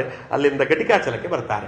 ಘಟಿಕಾಚಲದಲ್ಲಿ ಸಂತತ ಚಿಂತಾಮಣಿಯೇ ಸುರರೊಳಗೆ ನಿನಗಣಿಯೇ, ಸಂತರನು ಪೊರೆವಂತ ಮುನಿಯೇ ಸುಖಜ್ಞಾನ ಕಣಿಯೇ. ಏನು ಅದ್ಭುತವಾದ ಕೀರ್ತನೆ, ಪರಮಾದ್ಭುತ. ಅದು ಓದಿದ್ರೆ ಸಾಕು ಗೊತ್ತಾಗ್ಬಿಡ್ತದೆ ಇದು ಮೋಹನ್ ದಾಸರ ಕೀರ್ತನೆ ಅಂತ. ಘಟಿಕಾಚಲ ವಾಸ ಉತ್ಕೃಷ್ಟ ನರಹರಿದಾಸ ಭಟ ಜನರಿಗೆ ಬಲು ಲೇಸ ಅಜಟವಾಗಿ ಕೊಡುವ ಸನ್ಯಾಸ ಅಂತ ಅರ್ತಾರೆ. ಪರಮ ಪಾವನ ಪಾವನ ಸರೋವರ ತೀರ, ಪರಮ ಪಾವನ ಪಾವನ ಸರೋವರ ತೀರ, ಸಿರಿ ಮೋಹನ್ನ ವಿಠಲನ ನಿತ್ಯ ಸ್ಮರಿಸುವೆ ಗುರು ಶಿರೋರಕ್ಷ. ಕಟಿಕಾಚಲಕ್ಕೆ ಅಲ್ಲಿಂದ ಚಿಕ್ಕೇರಹಳ್ಳಿಗೆ ಬರ್ತಾರೆ. ಚಿಕ್ಕೇರಹಳ್ಳಿ ನರಹರಿ ತೀರ್ಥರು ಪ್ರತಿಷ್ಠಾಪನೆ ಮಾಡಿರುವ ಮುಖ್ಯ ಪ್ರಾಣ ದೇವರಿದೆ ಚಿಕ್ಕೇರಹಳ್ಳಿಯಲ್ಲಿ. ಅಲ್ಲಿಗೆ ಬರ್ತಾರೆ. ಮೊಣಕಾಲ್ಮೂರು ಅಂತ ಇದೆಯಲ್ಲ, ಏನ್ ಗೊತ್ತಿಲ್ಲದವರು ಮೊಣಕಾಲ್ಮೂರು ಗೊತ್ತಿರ್ತದೆ. ಏನ ಮೊಣಕಾಲ್ಮೂರು ಸೀರೆ ಬಹಳ ಪ್ರಸಿದ್ಧಿ ಆದ್ರಿಂದ ಮೊಣಕಾಲ್ಮೂರು ತಾಲೂಕು ಅದಕ್ಕೆ ಸೇರಿದೆ ಚಿಕ್ಕೇರಿಹಳ್ಳಿ. ಅಲ್ಲಿ ನರಹರಿ ತೀರ್ಥರಿಂದ ಪ್ರತಿಷ್ಠಾಪಿತವಾದ ಮುಖ್ಯ ಪ್ರಾಣದೇವರು. ಅಲ್ಲಿಗೆ ಹೋಗ್ತಾರೆ. ಲಕುಮಿಪತಿ ಗುರು ಮೋಹನ್ನ ವಿಠಲನೆ ಪರನೆಂದು ಚಿಕ್ಕೇರಿಪುರದಲ್ಲಿ ನೆಲೆಸಿದ ಮಹದೀರ. ಅಲ್ಲೊಂದು ಕೀರ್ತನೆ ರಚನೆ ಮಾಡ್ತಾರೆ. ಅಲ್ಲೊಬ್ರು ಅರ್ಚಕರಾಗಿದ್ರಂತೆ. ಕೃಷ್ಣದಾಸರು ಅಂತ ಒಬ್ಬರಿದ್ರು, ಅವರ ಮಕ್ಕಳು ತಿಮ್ಮಣ್ಣದಾಸರು ಅಂತ ಅವರ ಹೆಸರು. ಅವರು ಮೋಹನ್ ದಾಸರು ಬಂದಿದ್ದನ್ನು ನೋಡಿ ಕಾಲಿಗೆ ಬೀಳ್ತಾರೆ. ಸ್ವಾಮಿ, ನಿನ್ನೆ ಮುಖ್ಯ ಪ್ರಾಣ ಕನಸಿನಲ್ಲಿ ಬಂದು ಹೇಳಿದ, ನಾಳೆ ಬೆಳಗ್ಗೆ ಯಾವ ದಾಸರು ಬರ್ತಾರೋ ಅವರೇ ನಿನ್ನ ಗುರುಗಳು ಅಂತ ಹೇಳಿದ. ಅವರೇ ನಿನಗೆ ಅಪರೋಕ್ಷ ಹೊನ್ನು ಮಾಡಿಸುವಂತ ಗುರುಗಳು ಅಂತ ಹೇಳಿದ್ದಾನೆ. ಆದ್ದರಿಂದ ನನಗೆ ಅಂಕಿತ ಕೊಟ್ಟು ನನ್ನನ್ನು ಉದ್ಧಾರ ಮಾಡಬೇಕು ಅಂತ ಕೇಳ್ತಾರೆ. ಅದೇ ಚಿಕ್ಕೇರಿಯಲ್ಲಿ ಕುಳ್ಳಿರಿಸಿ ಅವ್ರಿಗೆ ಅಂಕಿತ ಕೊಡ್ತಾರೆ. ಇವರೇ ಮೋಹನದಾಸರಿಂದ ಮೊಟ್ಟ ಮೊದಲ ಬಾರಿಗೆ ಅಂಕಿತಗೊಂಡಂತವರು ಮಧ್ವಪತಿ ವಿಠಲ ಅಂತ ಅವರ ಹೆಸರು. ಮಕ್ಕಳನ್ನು ಬಿಟ್ಟರೆ ಹೊರಗಿನವರು ಮಧ್ವಪತಿ ವಿಠಲ ಅಂತ ಬಹಳ ಅದ್ಭುತವಾದ ಕೀರ್ತನೆ ರಚನೆ ಮಾಡಿದ್ದಾರೆ. ಇವತ್ತಿಗೆ ಮೋಹನ್ ದಾಸರ ಕೀರ್ತನೆಗಳು ನಮಗೆ ಸಿಕ್ಕಿರುವುದು. ಸಾವಿರಾರು ಕೀರ್ತನೆ ರಚನೆ ಮಾಡಿದ್ದಾರೆ ಅಂತ ಅವರ ಶಿಷ್ಯರು ಹೇಳ್ತಾರೆ. ಆದರೆ ನಮ್ಮ ಜನ ಕಳ್ಕೊಳ್ಳೋದ್ರಲ್ಲಿರೋಷ್ಟು ಸಂತೋಷ ಉಳಿಸ್ಕೊಳ್ಳೋದ್ರಲ್ಲಿಲ್ಲ. ಏನ ನಾವು ಮಾಧ್ವರು ಪಾಕಕ್ಕೆ ಕೊಟ್ಟಷ್ಟು ಮಹತ್ವ ಪಾಠಕ್ಕೆ ಕೊಡೋದಿಲ್ಲ. ಅದರಿಂದ ಎಲ್ಲ ಹೋಗಿಬಿಡ್ತು. ಇವತ್ತು ಸಿಕ್ಕಿರೋದು 61 ಕೀರ್ತನೆಗಳು ಸಿಕ್ಕಿವೆ, 2 ಉಗಾಭೋಗ, 3 ಸುಳಾದಿ ಸಿಕ್ಕಿವೆ ಅಷ್ಟೇ. ಎಷ್ಟು ಸಾವಿರ ರಚನೆ ಮಾಡಿದ್ರು ಪುಣ್ಯಾತ್ಮರು, ಅಷ್ಟು ಸಿಕ್ಕಿದೆ. ಅದೇನು ಸಿಕ್ಕಿರುವ ಉಗಾಭೋಗಗಳು ನೋಡ್ರಿ. ಅವರು ಉಗಾಭೋಗದಲ್ಲಿ ಹೇಳ್ತಾರೆ, ವಿದ್ವಾಂಸ ನಾನೆಂದು ಅಹಂಕರಿಸದೆ ಆಚಾರ್ಯರ ಪಾದ ಪದ್ಮಗಳಲ್ಲಿ ಅತಿ ದೃಢ ಭಕುತಿ ಮಾಡಬೇಕು. ನೀನು ಎಷ್ಟು ವಿದ್ವಾಂಸನಾಗಿದ್ರು ಯಾರ ಮುಂದೆ ವಿದ್ವಾಂಸನಯ್ಯ? ನಿನ್ನ ಗುರುಗಳ ಮುಂದೆ ಅಲ್ಲ, ಆನಂದ ತೀರ್ಥರ ಮುಂದೆ ವಿದ್ವಾಂಸ ತೋರಿಸ್ತೀಯಾ ನಿನ್ನ ವಿದ್ವಾಂಸನವನ್ನ? ಅದಕ್ಕೆ ವಿದ್ವಾಂಸ ನಾನೆಂದು ಅಹಂಕರಿಸದೆ ಆಚಾರ್ಯರ ಪಾದ ಪದ್ಮಗಳಲ್ಲಿ ಅತಿ ದೃಢ ಭಕುತಿ ಮಾಡಬೇಕು. ಗುರುಗಳ ಪಾದದಲ್ಲಿ ಅತಿ ದೃಢ ಭಕುತಿ ಮಾಡಬೇಕು. ಮಧ್ವರಾಯರೇ ನಮ್ಮ ಉದ್ಧಾರಕರು ಎಂದು ಪದೋಪದಿಗೆ ತಿಳಿದುಕೊಂಡಾಡಬೇಕು. ಏನು ಅದ್ಭುತ! ತುಂಬಾ ಸಲೀಸಾಗಿ ಸುಲಭವಾದ ಕನ್ನಡದಲ್ಲಿ ಹೇಳ್ತಾರೆ. ಗುರುಗಳ ಸೇವೆ ಮಾಡಬೇಕು, ಮಧ್ವಾಚಾರ ಸೇವೆ ಮಾಡಬೇಕು. ಹಾಗೆ ಮಾಡಲು ಸಿದ್ಧಿದಾಯಕ ಶ್ರೀ ಮೋಹನ್ನ ವಿಠಲ ಹೃದಯದಲ್ಲಿ ನಿಂತು ಸಲಹುವನು ಬೇಗ. ನಿನ್ನ ಹೃದ್ಗುಹೆಯೊಳಗೆ ನಿಂತು ಭಗವಂತ ಕಾಪಾಡುತ್ತಾನೆ. ಇದು ಎರಡನೇದೇನು ಗೊತ್ತಾ? ಯಾರ್ಯಾರ ಹತ್ರನೂ ಸಾಲ ಇಸ್ಕೊಂಡು ಬಂದು ಭಿಕ್ಷೆ ಬೇಡ ಬಂದು ನೀನು ಪೂಜೆ ಮಾಡಿದ್ರೆ ಏನ್ ಪ್ರಯೋಜನವ ಸ್ವಾಮಿ ಅಂತಾರೆ ನೋಡಿ. ಅನ್ಯರ ಪದಾರ್ಥವ ತಂದು ನಿನ್ನ ಮುಂದೆ ಸಮರ್ಪಿಸಲು ಎನಗೇನು ಬರುವುದೋ ಬಲು ಪುಣ್ಯ ಅದರಿಂದ. ನಾವೆಲ್ಲ ತಿಳ್ಕೊಳ್ಬೇಕಾದ ವಿಚಾರ. ಯಾರ್ಯಾರೋ ಮನೆಗೆ ಹೋಗ್ಬಿಟ್ಟು ಗೊತ್ತಾಯ್ತಾ, ಕೇಳಿ ತಗೊಂಡ್ರೆ ಒಳ್ಳೇದು, ಕೇಳೋ ತಗೊಳ್ಳೋದಿಲ್ಲ. ಇವತ್ತು ಬೆಳಗ್ಗೆ ಎದ್ದು ವಾಕಿಂಗ್ ಹೋಗೋರೆಲ್ಲ ಯಾಕೆ ವಾಕಿಂಗ್ ಹೋಗ್ತಾರೆ ಗೊತ್ತಾ? ಸ್ಟಿಕ್ ತಗೊಂಡು ಅವ್ರಿವ್ರ ಮನೆ ಮುಂದೆ ಬೆಳೆದಿರೋ ಹೂಗಳನ್ನ ಕದೀಲಿಕ್ಕೆ. ತುಳಸಿ ಕದೀಲಿಕ್ಕೆ ನಾನು ಮನೆ ಮುಂದೆ ನಿತ್ಯ ಮಲ್ಲಿಗೆ ಗಿಡ ಒಂದು ಹಾಕಿದ್ದೇನೆ, ದೇವರ ಪೂಜೆಗಿರಲಿ ಅಂತ.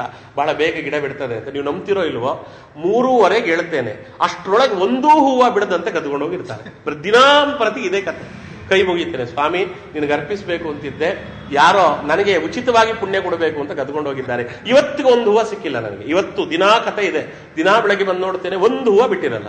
ಮಗ್ಗಿರ್ತದೆ, ಮಗ್ಗು ಬಿಡಿಸೋ ಆಗಿಲ್ಲ, ಹೂವು ಬಿಟ್ಟಿರ್ತದೆ, ಒಂದು ಹೂವು ಬಿಡಲ್ಲ. ಈ ಕತೆ ಇವತ್ತಿಗೂ ನಡೀತಾ ಇದೆ. ಅದಕ್ಕೆ ಅವ್ರು ಹೇಳ್ತಾರೆ, ಹಾಗೆ ಪೂಜೆ ಮಾಡಿದ್ರೆ ಯಾವ ದೇವರು ಒಲಿಯೋದಿಲ್ಲ. ಅದಕ್ಕೆ ಹೇಳಿದ್ರೆ, ಅನ್ಯರ ಪದಾರ್ಥವ ತಂದು ನಿನ್ನ ಮುಂದೆ ಸಮರ್ಪಿಸಲು ಎನಗೇನು ಬರುವುದೋ ಬಹುಪುಣ್ಯಾನಂದ. ನಿನಗೇನು ಕೊಡ್ಲಿಕ್ಕಿಲ್ವಲ್ಲ, ಬಿಡು. ತನ್ನ ಕರದಿಂದ ಉದಕವನ್ನು ತಂದು ತುಳಸಿಯಿಂದ ಒಂದು ಬೊಕ್ಸೆಯಲ್ಲಿ ನೀರು ತಗೊಂಬ, ದೇವರ ಮೇಲೆ ಹಾಕು, ಒಂದು ತುಳಸಿಯನ್ನು ಅರ್ಪಿಸು, ನಿನ್ನ ಪೂಜೆ ಮಾಡಲು ಪ್ರಸನ್ನನಾಗಿ ಪಾಲಿಸುವೆ. ಮುನ್ನೆ ಒಬ್ಬ ಕುಚೇಲಂಗೆ ಮನ್ನಿಸಿ ಪದವಿಯನಿತ್ತೆ. ಅವನು ಕೊಟ್ಟ ಒಂದಿಡಿ ಅವಲಕ್ಕಿಗೆ ಪದವಿ ಕೊಟ್ಬಿಟ್ಟಿಯಲ್ಲ ಪ್ರಭು, ನಿನ್ನ ಮಹಿಮೆ ಎಣಿಪರಾರೋ, ನಿನ್ನ ಮಹಿಮೆ ಎಣಿಪರಾರೋ ಘನಮಹಿಮ ಮೋಹನ್ನ ವಿಠಲರಾಯ. ಅನ್ಯರಲ್ಲಿ ಹೋಗಿ ಪಾಪ ಕೊಂಡು ಬರುವೆನೋ. ಹೂವಲ್ಲ ಕತ್ಕೊಂಡ್ಬರೋದು, ಪಾಪ ಕೊಂಡು ಬರುವೆನೋ ಅಂತಾರೆ. ಇದೆರಡು ಉಗಾಭೋಗ. ಆಮೇಲೆ ನೋಡಿ, ಕೆರೆಯ ನೀರನ್ನು ಕೆರೆಗೆ ಚೆಲ್ಲಿ ವರವ ಪಡೆದವರಂತೆ ಕಾಣಿರು. ಇದು ಪುರಂದರದಾಸರ ಕೀರ್ತನೆ ಅಲ್ವಾ? ಅದೇ ತರದ ಕೀರ್ತನೆ ಮಾಡ್ತಾರೆ. ಕೆರೆಯ ನೀರು ಕೆರೆಗೆ ಚೆಲ್ಲಿ ವರಗಳನ್ನು ಪಡೆದಂತೆ ಕರುಣಾಳು ಮೋಹನ್ನ ವಿಠಲನ ಅರ್ಚಿಸು ಮನವೇ. ಅವನು ಕೊಟ್ಟ ಪದಾರ್ಥವನ್ನೇ ಅವನು ವಾಪಸ್ ಕೊಟ್ಟು ಅವನಿಗೆ, ಸ್ವಾಮಿ ನೀ ಕೊಟ್ಟ ಪದಾರ್ಥದಿಂದ ನಿನಗೆ ನಾನು ಪೂಜೆ ಮಾಡಿದ್ದೇನೆ, ನನ್ನನ್ನ ಹರಿಸು ಅಂತ ಹೇಳಬೇಕು. ಇನ್ನು ವಿಜಯದಾಸರ ಮೇಲೆ ಹಾಡು ಮಾಡ್ತಾರೆ. ವಿ ಎನಲು ವಿಮಲತೆಯು, ಜಾ ಎಂದವಗೆ ಜಯವು, ಯಾ ಎನಲು ಯಾಗಫಲವು, ರಾ ಎನಲು ರಾಜ್ಯವು, ಯಾ ಎನಲು ಯಮಭಟರು ನೋಯಿಸರು ಇವನ ಕುಲವು. ಈ ಯಾವುದಕ್ಷರವ ಓಂಕಾರ ಸಹ ಪಠಿಸೆ, ಕಾವ ಭವ ಪಿತನ ಒಲವೋ ಬಲವೋ, ಜಾಯಾ ಸಮೇತ ಮೋಹನ ವಿಠಲನ ಪಾದ, ತೋಯಜ ಭ್ರಮರರಿವರೋ ಇವರೋ ವಿಜಯ ವಿಠಲರಾಯರು. ವಿಜಯದಾಸರು ಅಂತಾರೆ ನೋಡಿ, ಅನ್ಯರಿಗಾನು ಎರಗುವನಲ್ಲ, ಬೇರೆಯವರಿಗೆ ನಮಸ್ಕಾರ ಮಾಡಲ್ಲ, ಅನ್ಯರಿಗಾನು ಎರಗುವನಲ್ಲ, ನೀ ಬಲ್ಲಿ ಎನ್ನ ಮನ್ನಿಸು ದಯದಿ ಎನ್ನಯ ಸೊಲ್ಲ, ಸಿರಿ ಲಕ್ಷ್ಮೀನಲ್ಲ ಎನ್ನ ಪಿಡಿಯೋ ಮೋಹನ ವಿಠಲನ ತೋರಿ ಪಾವನ ನೆನೆಸುವುದು. ಚಿಕ್ಕದು ಒಂದು 3 ಸಾಲಿನ ಉಗಾಭೋಗಗಳು ಬರೀತಾರೆ ನೋಡಿ. ಅದ ಕೋಲ್ ಹಾಡು, ಮೋಹನ್ ದಾಸರ ಕೋಲ್ ಹಾಡು ಬಹಳ ಪ್ರಸಿದ್ಧಿ, ಎಲ್ರಿಗೂ ಬರ್ತದೆ. ಒಂದು ನೋಡಿ, ಆಕಾಶದ ಅಭಿಮಾನಿ ಶ್ರೀಕಂಠ ವರಪುತ್ರ ಏಕದಂತನ ವಿಘ್ನೇಶ ಕೋಲೆ, ಏಕದಂತನ ವಿಘ್ನೇಶ ನಿನ್ನ ಪದ ಏಕಚಿತ್ತದಲ್ಲಿ ಬಲಗೊಂಬೆ ಕೋಲೆ ಅಂತ ಶುರುವಾಗಿ 217 ಪದ್ಯ, 217 ಪದ್ಯ. ಪನ್ನಂಗ ಶಯನ ಸುಪರ್ಣಗಿರೀಶ, ಸುಪರ್ಣವಾಹನ ಸುಖಪೂರ್ಣ ಕೋಲೆ, ಸುಪರ್ಣವಾಹನ ಸುಖಪೂರ್ಣನಾದ ಮೋಹನ್ನ ವಿಠಲ ಕರುಣಿಸು ಕೋಲೆ ಅಂತ. ಅದಾದ ಮೇಲೆ ಲಕ್ಷ್ಮಣದಾಸರು ಅಂತ ಅವರ ಶಿಷ್ಯರೊಬ್ಬರು ಅದಕ್ಕೊಂದು ಫಲಸ್ತುತಿ ಬರೆದಿದ್ದಾರೆ, ಅದನ್ನು ಸೇರಿಸಿ ಹೇಳ್ಕೊಳ್ಬೇಕು ಅಂತಿದೆ. ಮೋಹನದಾಸರ ಮಾಂಡವ್ಯರಂಬೋರು, ಮಾಂಡವ್ಯ ಋಷಿಗಳಿವರು ಅಂತ. ಮೋಹನದಾಸರ ಮಾಂಡವ್ಯರಂಬೋರು ಶ್ರೀ ಹನುಮನ್ನ ಒಲುಮೇಲಿ ಕೋಲೆ, ಶ್ರೀ ಹನುಮನ್ನ ಒಲುಮೆಯಿಂದಿ ಕೃತಿ ಶ್ರೀ ಹರಿಚರಣ ಅರ್ಪಿಸಿದರು ಕೋಲೆ ಅಂತ ಅವರು ರಚನೆ ಮಾಡಿದ್ದಾರೆ ಅದನ್ನ. ಇದಾದ ಮೇಲೆ ನೋಡಿ, ರುದ್ರದೇವರನ್ನ ಸ್ತೋತ್ರ ಮಾಡ್ತಾರೆ. ಚಿಪ್ಪಗಿರಿಯಲ್ಲಿ ಒಬ್ಬ ಭಾಸ್ಕರ, ಅಲ್ಲಿ ರುದ್ರದೇವರ ಭೋಗೇಶ್ವರ ಅಂತ ರುದ್ರದೇವರ ದೇವಸ್ಥಾನ ಇದೆ. ಅಲ್ಲೇ ಧವಳಗಂಗೆಯ ಇದು ಯಾವುದೋ ಒಂದು ಕೀರ್ತನ ರಚನೆ ಮಾಡಿದ್ದಾರೆ ವಿಜಯದಾಸರು. ತೈಲಧಾರೆಯಂತೆ ಮನಸ್ಸು ಕೊಡು ಹರಿಯಲ್ಲಿ ಶಂಭೋ ಅಂತ ಕೀರ್ತನ ರಚನೆ ಮಾಡಿದ್ರಲ್ಲ, ಅದು ಭೋಗೇಶ್ವರದಲ್ಲಿ ಮಾಡಿರ್ತಕ್ಕಂಥದ್ದು. ಅಲ್ಲೇ ಇವರು ರಚನೆ ಮಾಡ್ತಾರೆ. ಕಪ್ಪುಗೊರಳನೆ ಬಾರೋ ಕಂದರ್ಪ ಹರನೆ ಬಾರೋ, ಅಪಾರ ಮಹಿಮಾ ಅಗಣಿತ ಶೌರ್ಯನೆ ಸರ್ಪಭೂಷಣನೆ ಬಾರೋ. ತುಂಬಾ ಅದ್ಭುತವಾದದ್ದು. ಅವರು ರುದ್ರದೇವರ ಜೊತೆಲಿ ಮಾತಾಡ್ತಾರೆ. ಬೇಡುವುದನ್ನು ಬಿಟ್ಟು ನೀ ಎತ್ತು ಯಮನಿಗೆ ಕೊಟ್ಟು ಮಾಡಬಾರದೆ ಮುಯ್ಯ ಅವನ ಕೋಣ ಧರೆ. ಅವ್ನು ಎಷ್ಟು ದಿವಸ ಅಂತ ಕೋಣದ ಮೇಲೆ ಓಡಾಡ್ತಾನಪ್ಪ ಯಮ, ನೀನ್ ಎತ್ತನ್ನು ಕೊಡು, ಅವನು ಅದ್ರ ಮೇಲೆ ಕೂತ್ಕೊಂಡು ಓಡ್ಲಿ, ಅದನ್ನ ಬಾಡಿಗೆ ಕೊಡು, ಅವ್ನು ದುಡ್ಡು ಕೊಡ್ತಾನಲ್ಲ ಅದನ್ನ ತಗೊಂಡು ಜೀವನ ಮಾಡಬಾರ್ದೇನೋ, ನೀನ್ ಎಲ್ಲರ ಹತ್ರ ಯಾಕೆ ಬೇಡ್ತಿ ರುದ್ರ ಅಂತ ಕೇಳುತ್ತಾರೆ. ಅಥವಾ ರೊಕ್ಕ ರೂಪಾಯಿಗಳನ್ನು ಇಲ್ಲೆಂಬೆಯ ಸಾಲ ತಕ್ಕೋಬಾರದೆ ಗೆಳೆಯ ಧನಪನಲ್ಲವೇ. ಪಕ್ಕದಲ್ಲಿ ಇರ್ತಾನಲ್ಲಪ್ಪ ಕುಬೇರ, ನಿನ್ನ ಸ್ನೇಹಿತ ಅಲ್ವೇ ಅವನು, ಅವ್ನು ಕೊಡುವುದನ್ನ ತಂದು ಸುರಿತಾನಲ್ಲಪ್ಪ, ಅವನ ಹತ್ರ ಕೇಳಬಾರದೆ ಅಂತ ತಮಾಷೆ ಮಾಡ್ತಾರೆ. ಇನ್ನ ಪ್ರಾಣದೇವರ ಮೇಲೆ ಸಂಜೀವನ ಗಿರಿಧರ ಪಾಹಿಮಾಂ ನೋಡಿ, ಸಂಸ್ಕೃತದ್ದಿದು. ಸಂಸ್ಕೃತ ಅಂತ ಗೊತ್ತಾಗದಂತೆ ಕನ್ನಡದಲ್ಲಿ ಬರೆದಾಗ ಬರೀತಾರೆ ನೋಡಿ, ಒಂದಕ್ಷರ ಕನ್ನಡ ಬಳಸಿಲ್ಲ. ಸಂಜೀವನ ಗಿರಿಧರ ಪಾಹಿಮಾಂ ತೇಜ ತೇಜ ಪೂಜ ಹನುಮಂತ ವರದೇಹಿಮಾಂ ಪೂರ್ತಿ ನೋಡಿ. ಚಕ್ರತೀರ್ಥ ನಿವಾಸ ಶಕ್ರಾದಿ ಅಮರೇಶ ವಕ್ರಾನನ ಮೂರುತಿ ಪಾಹಿಮಾಂ, ಮಂತ್ರ ಮೂಲ ಸ್ಥಿತ ಕಂತುಪಿತನ ದೂತ ಯಂತ್ರೋದ್ಧಾರಕ ಪಾಹಿಮಾಂ, ಮೋಹನ ವಿಠಲನ ದಾಸ ಸುಪೋಷಕ ಮೋಹಕ ದೈತ್ಯ ಭಂಜಕ ಪಾಹಿಮಾಂ. ಇದು ಅದ್ಭುತವಾದದ್ದು. ಆಮೇಲೆ ಪ್ರಾಣದೇವರ ಬಗ್ಗೆ ಒಂದು ಅದ್ಭುತವಾದ ಹಾಡು ಬರೆದಿದ್ದಾರೆ, ತುಂಬಾ ಅದ್ಭುತ. ಪ್ರಾಸವನ್ನ ಕಲಿಯಬೇಕು ಅಂತಿರುವವರಿಗೆ ಇಲ್ಲಿ ನೋಡಬೇಕು ಪ್ರಾಸ ನೋಡಿ. ಹಾರುವಗೆ, ಮರದ ಮೇಲೇರುವಗೆ, ಮುದ್ರಿಕೆಯ ತೋರುವಗೆ, ಒನಕಿತ್ತು ತೂರುವಗೆ, ಹೀರುವಗೆ ಅಕ್ಷನಸು, ಚೀರುವಗೆ ಆರ್ಭಟಿಸಿ ಸಾರುವಗೆ, ರಾವಣನ ಮೀರುವಗೆ. ಏನು ಅದ್ಭುತ ನೋಡ್ರಿ. ಹಾರುವಗೆ, ಮರದ ಮೇಲೇರುವಗೆ, ಮುದ್ರಿಕೆಯ ತೋರುವಗೆ, ಒನಕಿತ್ತು ತೂರುವಗೆ, ಹೀರುವಗೆ ಅಕ್ಷನಸು, ಅಕ್ಷಕುಮಾರನ ಪ್ರಾಣ, ಹೀರುವಗೆ ಅಕ್ಷನಸು, ಚೀರುವಗೆ ಆರ್ಭಟಿಸಿ ಸಾರುವಗೆ, ರಾವಣನ ಮೀರುವವಗೆ. ಇದು ಹನುಮಂತನ ಅವತಾರ. ಇನ್ ಭೀಮಸೇನ ದೇವರ ಅವತಾರ ಭೀಮಗೆ, ರಿಪುಕುಲ ವಿರಾಮಗೆ, ಸುಜನಾಬ್ದಿ ಸೋಮಗೆ, ಭಕ್ತಕುಲ ಪ್ರೇಮಗೆ, ಕಾವನಯ್ಯನ ಚರಣ ತಾಮರಸವನು ನಿಷ್ಕಾಮನದಿ ಭಜಿಪ ನಿಸ್ಸೀಮಗೆ. ಪುರಾಣದೇವರು ಭೀಮಸೇನ ದೇವರು ಆಯ್ತು. ಇನ್ನ ಮಧ್ವಾಚಾರ್ಯರು ಯತಿಯಾಗಿ ಬಂದವಗೆ, ಕ್ಷಿತಿಯೊಳಗೆ ನಿಂದವಗೆ, ಪತಿತರನು ಉದ್ಧರಿಸಿದ ಸುಮತಿವಂತರಿಗೆ, ರತಿಪತಿ ಪಿತ ನಮ್ಮ ಮೋಹನ ವಿಠಲನ ಸತತ ಸೇವಿಸುವ ಅಪ್ರತಿಮ ಮಹಿಮರಿಗೆ. ಇದು ಹನುಮ ಭೀಮ ಮಧ್ವಾಚಾರ್ಯರನ್ನ ಅವರು ಸ್ತೋತ್ರ ಮಾಡಿದ ದಶಾವತಾರವನ್ನ ಒಂದೇ ಒಂದು ಶ್ಲೋಕದಲ್ಲಿ 10 ಅವತಾರ ಹೇಳಿಬಿಡ್ತಾರೆ. ಇದು ಅದ್ಭುತ. ಜಲದೊಳಗೆ ಪೊಕ್ಕು ಆ ಇಳಿಯ ತಸ್ಕರನ ದೊಂಬಲುಗೊಂಡು ಮಡಹಿ, ನಂಬಿದ ಪ್ರಹ್ಲಾದ ಹಂಬಲಿಸಿ ಧರ್ಮದಿ ಕಾಯ್ದೆ, ಸಲ ಕ್ಷತ್ರಿಯರ ಕುಲವ ನಳಿದೆ ಅಲಿಸಿದೆ, ನಿನ್ನೊಳು ನೀನೇ ಕಾಯ್ದೆ, ಮಲೆತ ಮಾವನ ಕೊಂದೆ, ಸೆಲೆ ತ್ರಿಪುರನು ಗೆದ್ದೆ, ಕಲಿಯ ಸಂಹರಿಸಿದೆ, ಸುಲಭ ಮೂರುತಿ ಮೋಹನ್ನ ವಿಠಲ ತಿರುವೆಂಗಳ. ಇದು ಅದ್ಭುತ. ಅದ್ ನೋಡ್ರಿ, ಜಲದೊಳು ಪೊಕ್ಕು ಮತ್ಸ್ಯಾವತಾರ. ಒಂದೇ ಶಬ್ದದಲ್ಲಿ 2 ಅವತಾರ ಹೇಳಿಬಿಡ್ತಾರೆ. ಒಂದು ಕೂರ್ಮಾವತಾರ, ಒಂದು ವರಾಹಾವತಾರ. ಆ ಇಳೆಯ ತಸ್ಕರನ ದೊಂಬಲುಗೊಂಡು, ಆ ಇಳೆಯ ತಸ್ಕರನ, ಭೂಮಿಯನ್ನ ಕದ್ದವ, ಇಬ್ರು ಭೂಮಿಯನ್ನ ಕದ್ದವ ಬಲಿ. ಅದೇ ದೇವೇಂದ್ರನನ್ನ ಓಡಿಸಿ ಆ 14 ಲೋಕಗಳಿಗೆ ತಾನು ರಾಜನಾಗಬೇಕು ಅಂತಿದ್ದವ ಬಲಿ. ಆ ಬಲಿ ಅಂತ ದೈತ್ಯರಾರಿದ್ದಾರೆ, ಅವರಿಂದ ಸಮುದ್ರ ಮಥನವನ್ನ ಮಾಡಿಸಿ ಅಮೃತ ಗಳಿಸಲಿಕ್ಕೆ ಆಧಾರವಾಗಿ ನಿಂತಂತ ಕೂರ್ಮ ಅದೊಂದು. ಆಮೇಲೆ ಇಳೆಯ ತಸ್ಕರ ಅಂದ್ರೆ ಹಿರಣ್ಯಾಕ್ಷ, ಭೂಮಿಯನ್ನು ಕದ್ದವ, ಅವನ ದುಂಬಲುಗೊಂಡು ಅವನ ಮುಂದೆ ಹೋಗಿ ಅವನ ಕಪಾಳ ಕೊಡದು ಸಾಯಿಸಿ, ಮಡುಹಿ ಅವರನ್ನು ಸಾಯಿಸಿ. ನೋಡಿ, ನಂಬಿದ ಪ್ರಹ್ಲಾದ ಹಂಬಲಿಸಿ ಧರ್ಮದಿ ಕಾಯ್ದೆ. ಅದಕ್ಕೆ ನರಸಿಂಹದೇವರ ಅವತಾರ. ಸೆಲೆ ಕ್ಷತ್ರಿಯ ಕುಲವನಳಿದೆ, ಕ್ಷತ್ರಿಯರ ಕುಲವನ್ನ ಹಾಳು ಮಾಡಿದೆ. ಪರಶುರಾಮರ ಅವತಾರ. ನಿನ್ನೋಳು ನೀನೇ ಕಾಯ್ದೆ. ರಾಮದೇವರ ಅದ್ಭುತವಾದ ಅವತಾರ.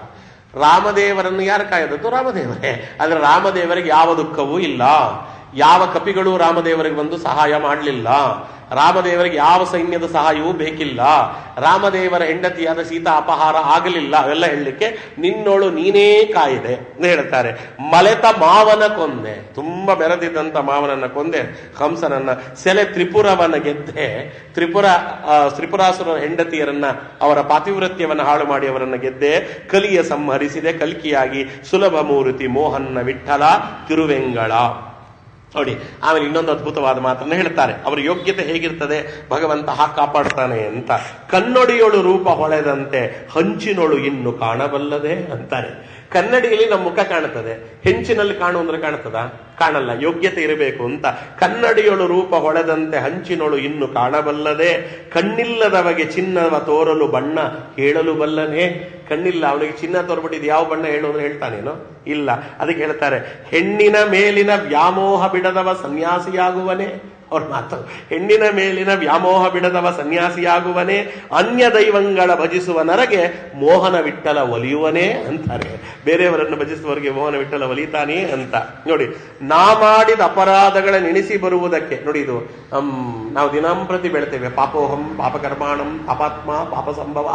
ನಮ್ಮ ಆ ಆತ್ಮ ಅರ್ಪಣೆ, ಆತ್ಮದರ್ಪಣೆ ಅಂತೀವಲ್ಲ, ನಾವು ಮಾಡಿದ ಅಪರಾಧಗಳನ್ನು ಭಗವಂತನ ಮುಂದೆ ಹೇಳುವುದು. ಅದು ಹೇಗೆ ಹೇಳಬೇಕು ಅಂತ.